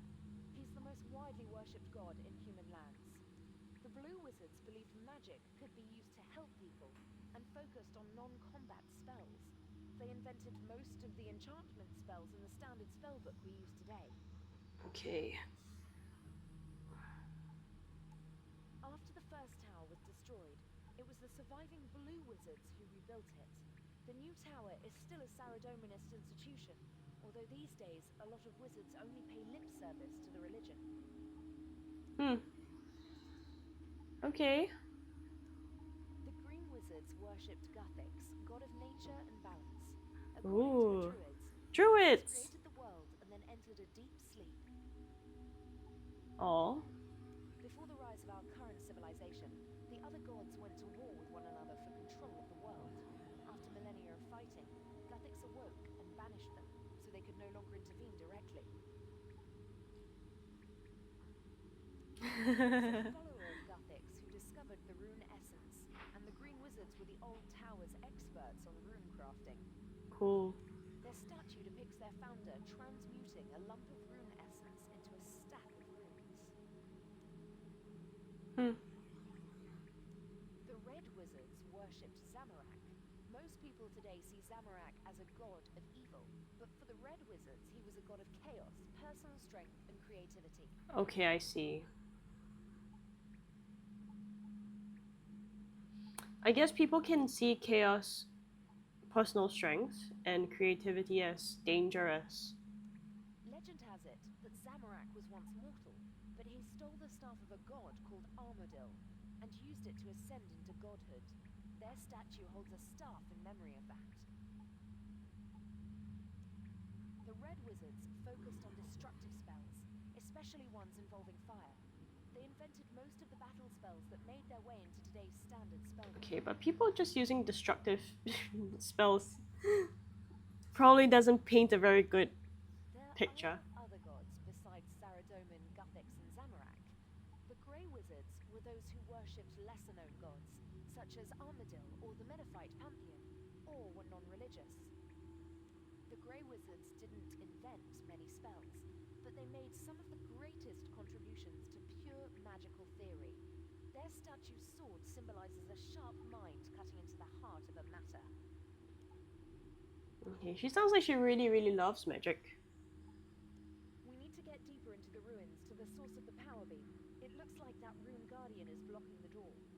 Okay. Rune Guardian. Talk. I'm sure we can solve everything by talking. You have proved yourself worthy. All that remains is to determine the order to which Why is this so soft? are you ready to be tested? It thinks we're new wizards joining the tower. Originally, you wouldn't be able to get to this room without passing the entry tests. Ooh. I will ask you a series of questions. Your answers will reveal the order Oh to which God. you are tested. If you disagree with your application, you may take the test again. Okay, let's go. First question. You are behind in your studies due to illness, and a test is coming up. Your place at the tower is safe, but if you fail, you will lose some respect. Another apprentice offers you an opportunity. What the heck kind of question is this?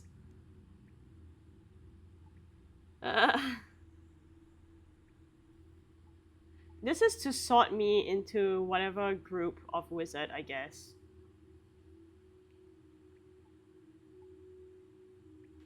Don't cheat as I wouldn't learn anything. An elderly wizard, the last practitioner of a unique branch of magic, dies. Her diary might contain details about her unique magic, but her will states that the diary should be destroyed on her death. Ooh. Ooh.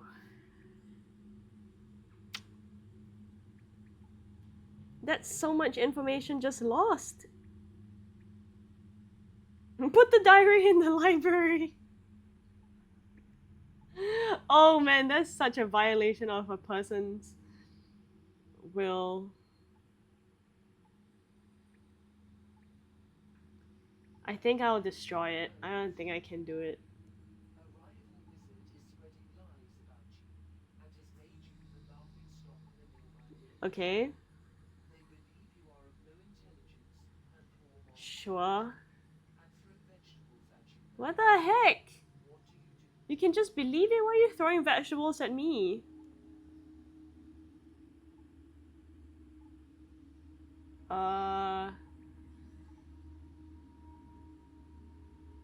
Alright. Yeah, this person needs some kind of open, challenging. You have become a senior wizard and are asked to take on an apprentice. The boy Okay. is talented but undisciplined Ooh. and does not apply himself outside his What is your approach? I don't do very well with such people.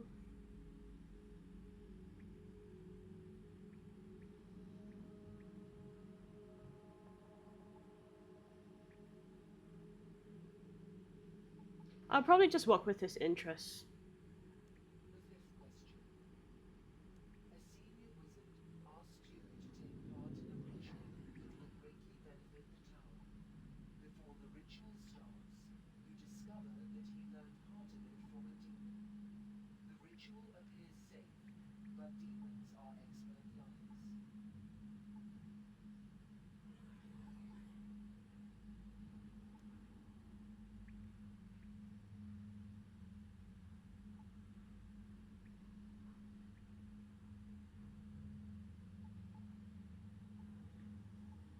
Study the ritual.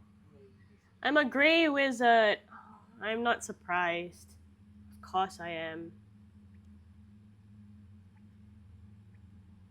Sure, why not set Badubu the Grey? I am Badubu the Grey. Oh, you are a grey wizard too?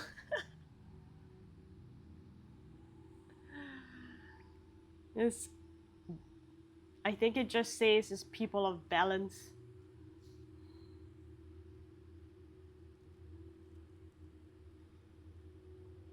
The blue ones sound like they'll be really annoying to hang around. Actually, honestly, the nature ones seem kind of chill, but the red and the blue ones seem like they would be at least a little bit annoying. There's a gap in the steps. What am I supposed to do then? I can't reach that.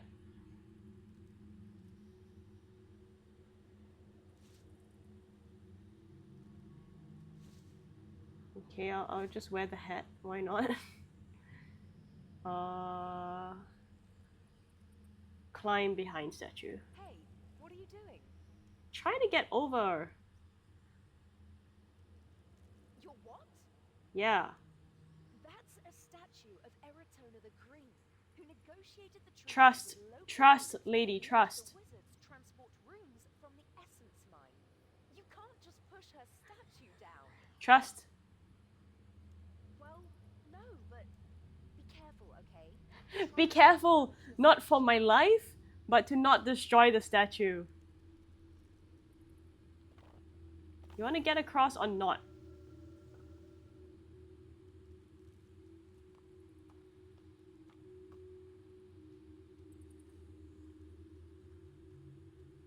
Okay. Whoop, whoop, wow. Oh my goodness. She's just calmly walking forward like nothing's happening. Attack.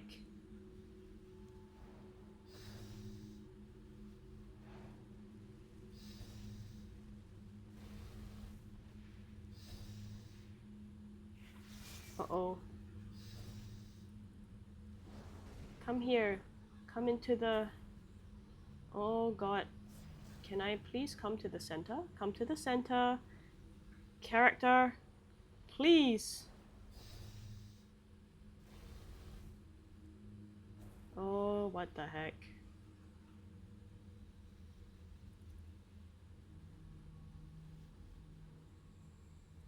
Why? You have to go right up to them. Come on.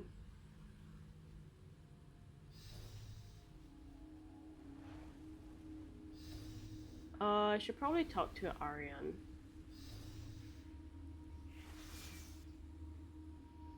This is it. The heart of the old tower. The central spellcasting chamber where the old wizards performed their most powerful rituals. It's amazing. I never imagined I'd see it in person. Aww. So do I. Most of the spells we use today were invented in this room. Wow. Wizards of all four orders cooperated for the sake of magical research. These vortices look like the one that attacked Wizard Warren. I want to find out what they are. I'll need you to attract a vortex into this circle and keep it there while I examine it. Keep it there? Oh my god. Okay. Come here. Come here, little vortex. Come here. Come here. Come close. Don't. Stay inside. Stay in. No, no, no, no. Don't go out. No, no, no. Come back. Come back. Come back, little vortex. Come back. No. No, come back in. Come back in. No. No. Oh my god. Come here. Oh my god, I have to start over again. I am not good at this. Come here. Stay here. Stay. Ugh. What a pain. Mendokusai. Why do I keep getting hit? No. Oh my god.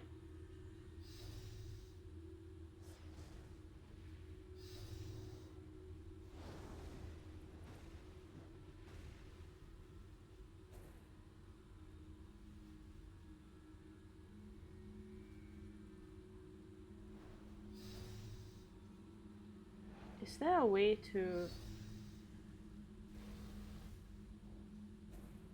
Yo!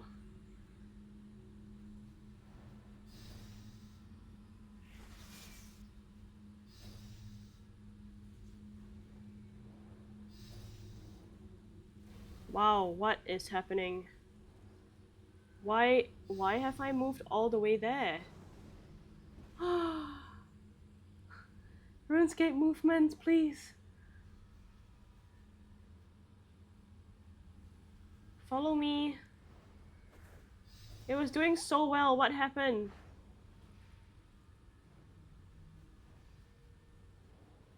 What the heck?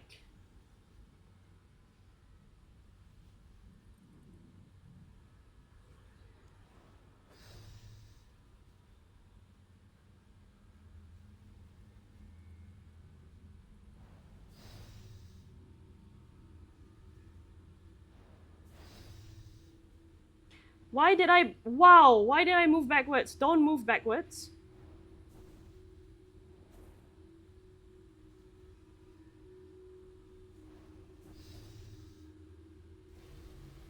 Oh my god. I'm gonna crash out. Why am I attacking it with fire? No.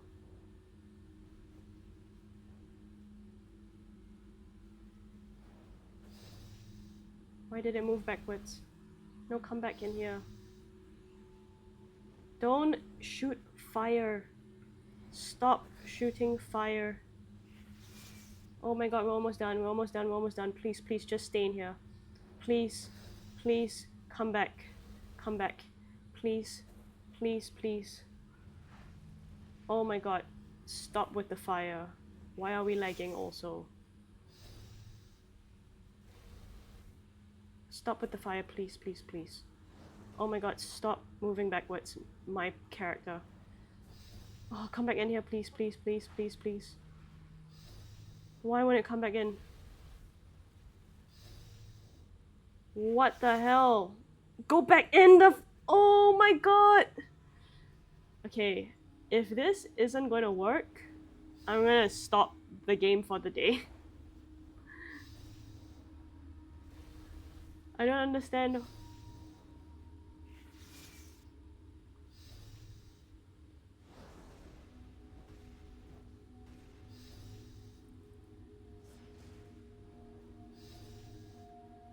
Is this a... Nope. I thought that was the trick. But no. I thought just standing at the back there, it would not be able to move more. And all I needed to do was stand back there and keep attacking it. That will keep it in the circle, but nope, that was not working. Also, why do I keep getting pushed backwards? Why am I moving like that? Ah! What the hell? I didn't even attack it. All I'm doing is move backwards. You know what? Maybe...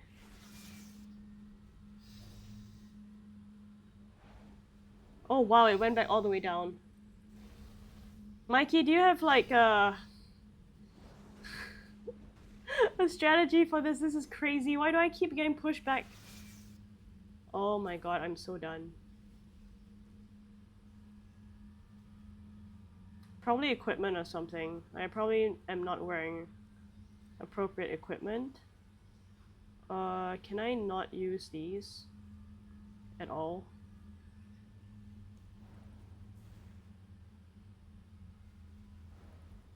Just need to keep standing in a circle? Okay, I guess. Here we go.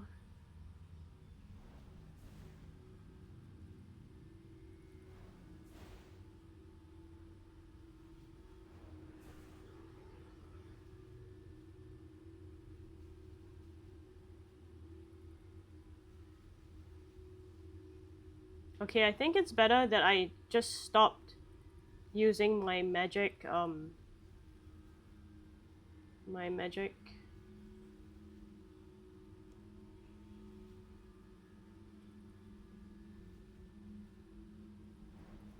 Wow, that was working well and then it didn't. Oh, here we go with the being pushed back again. Don't go out. Stay here. Follow me.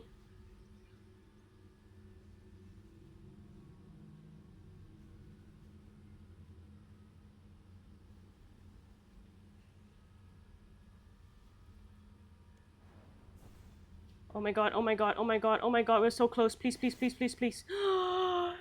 Ah, thank god. Okay, thank you for telling me I need to just stand in the circle, I guess. At first, I thought I they were think mighty ghosts. I tried my best. And I think Fragments. just focusing on casting just air strike helped. Instead of automatically like casting everything with the fire and everything, that was not going well at all. Oh god.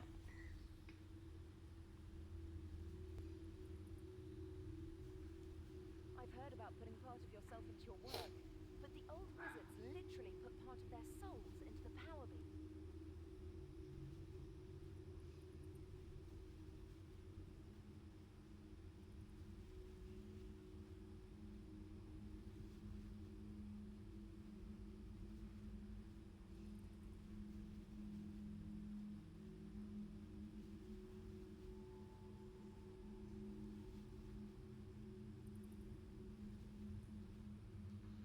Okay, I'm gonna stop at 6:30 cause I got which was what I was gonna do anyway.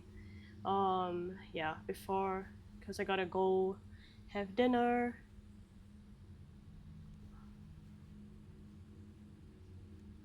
They must have wanted to create a very powerful magical effect. I don't know what they were trying to do, but whatever it was, it went wrong. Do you know what this is? I think this is what destroyed the first tower. I think there was an enchantment keeping the vortices here, but someone has removed it. Now, they're able to go up the beam to the new tower, and you saw the trouble they can cause. Okay. I can't tell, but it happened recently, within the last few days. It looks like we weren't the first people to come down here after all. I can replace the enchantment that was keeping the vortices here, but it'll take some time. While I do it, Okay. you need to go back to the new tower and delay Cedridor's casting of his Icenic Purge. Okay. I don't know, but I'm sure you can think of something. If he's casting an Icenic Purge, he'll probably be in the library on the ground floor. Okay.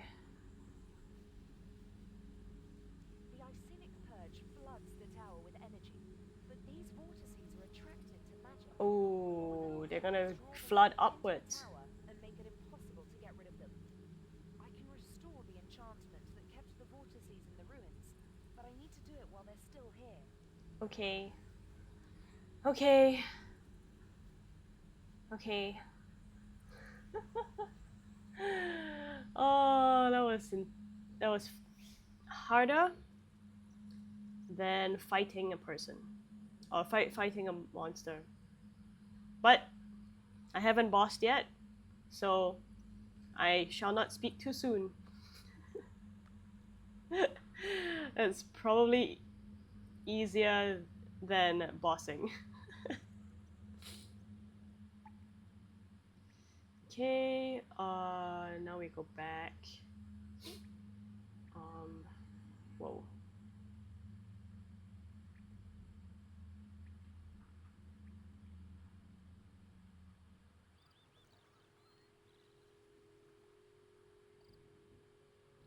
I probably shouldn't have been so zoomed into camera wise for just now. Probably would have made it easier for myself. Oh, they're doing it. Stop. Please be quiet, adventurer. My assistant and I are casting an Icenic Purge. We must What? have I wonder what they're gonna write for the delay.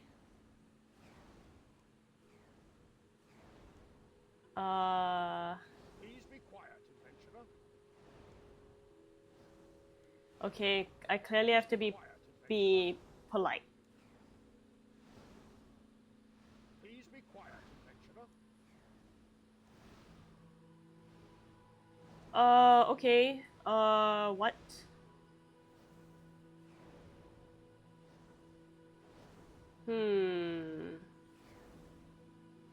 I have to do something. Do something.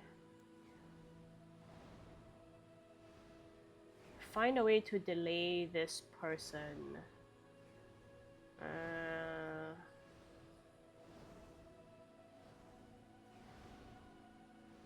Please be quiet, I guess adventurer. My assistants and silence.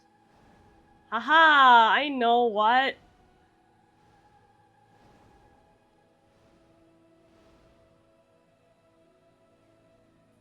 You ready to hear some tunes?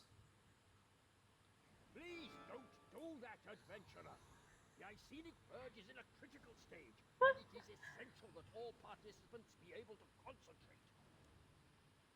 Adventurer, I must insist that you step away from that organ.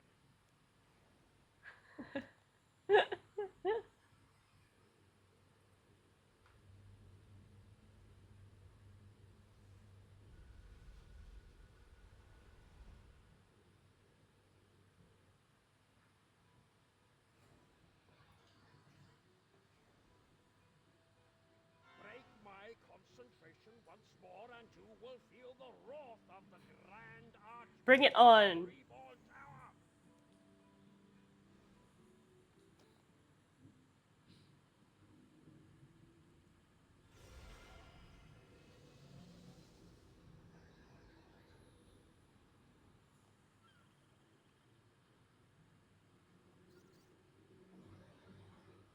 The cutscenes are so great. What the heck was that? That was a floating hat.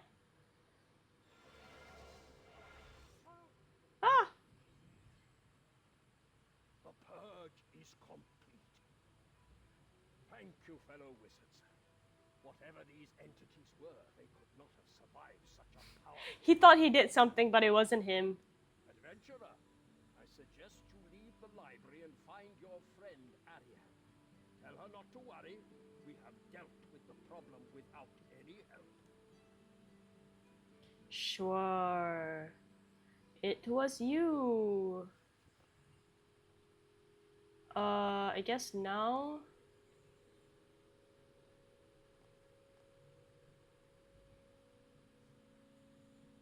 we go back to Ariane.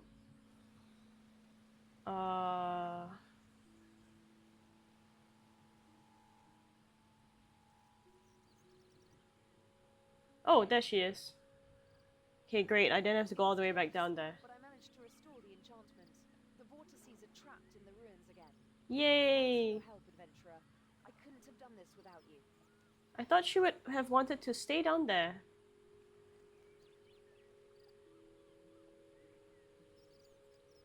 That's what I'd like to find out. They were a powerful wizard, and they knew what they were doing. This was a calculated attempt to damage the wizard's tower. There are Zamorakian magical orders who resent the tower's monopoly on the rune mysteries. The Zamorakian Magical Institute, the Dagenheim, maybe more we don't even know about. They've attacked the tower before, but it's always been more direct. This is the first time they've come close to doing real damage. Something suspicious is happening. The last major discovery the old tower made was the inner secret of the rune mysteries, the teleport spell to the rune essence. I don't know for sure, but I'd guess that somehow led to the tower being burnt down.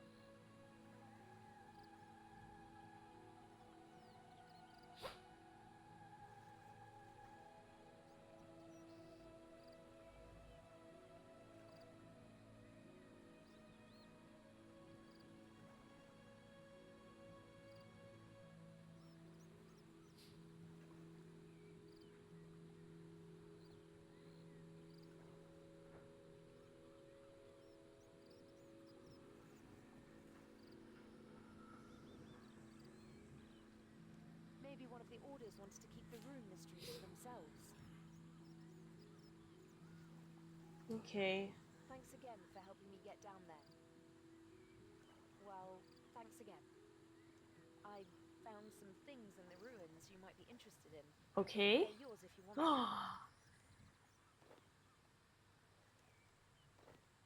them. What are talismans for? I have some.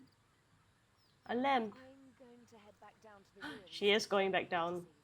I want to find out what happened to the old tower and who released the vortices from the ruins. Meet me down there if you want to help. There's more to this. Yay! Okay, we're gonna continue this. We're gonna continue this. Maybe you need the talisman to access the rune crafting altar. Rune crafting. I have not. I don't think I've started. Is rune crafting a skill? Magic leveled up. Yay! Rune crafting.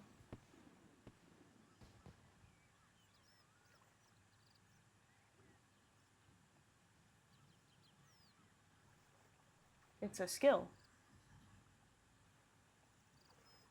And it's different from crafting.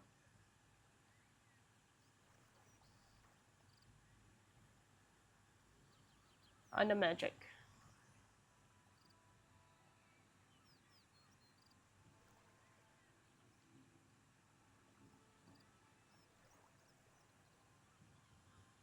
I'm at magic level 7. Maybe I'm not. Oh, okay, under the magic skill. Oh, I see what you mean. Okay, here you go. This one.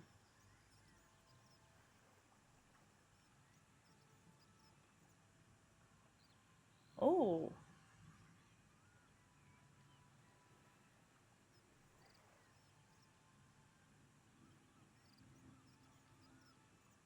Wow. Yep, I saw it. I found it, Mikey. Thank you. Hmm.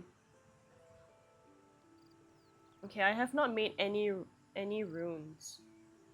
Um, yeah, I don't think I've done anything. How do I even make this pouch? Yeah, I don't think I've done any of that. Or oh, members only. Pouch is members only. Yesterday I was trying to figure out if there were ways that I can keep food, like if I can store these 5 crayfish in a box or something, or in a pouch, and I couldn't really find a solution. Anyway, that was. I see why you enjoyed that quest. It was really fun, and actually, it's really nice to put together more of the lore of the world, because I have been hearing bits and pieces, right, of all these different gods and stuff. So it's nice to have a more complete understanding of, like, even the quests that I've been doing, where I think like the Demon Slayer one and stuff like that, the Restless Ghost, the Blood Pact, like all of those ones. I mean, super basic. The ones over here. It's nice to see where, like, what the meaning was behind the stuff that I was doing. So that was cool. Okay, I want to keep going, but I gotta go.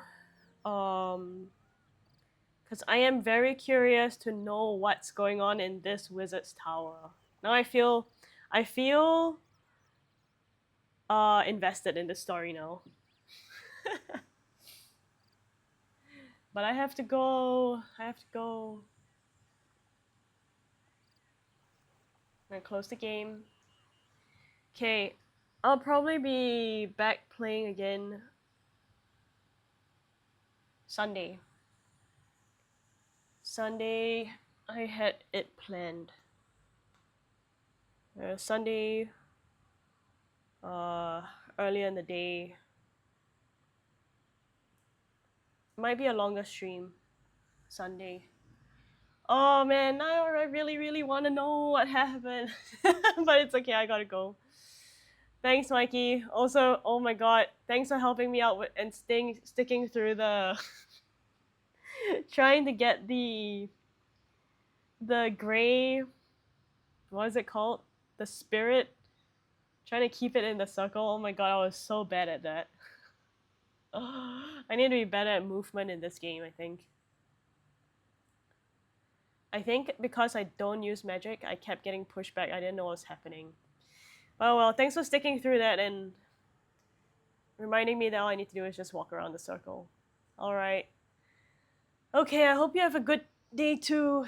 And for like whoever else that might be watching, I hope if your day is starting out that you have a great day ahead. If you've been having a day already, I hope the day treats you well or treats you better if you haven't been having such a good day. And if you're ending your day, I hope you have a nice evening, nice night, and a good night. Good rest. All right. Bye bye.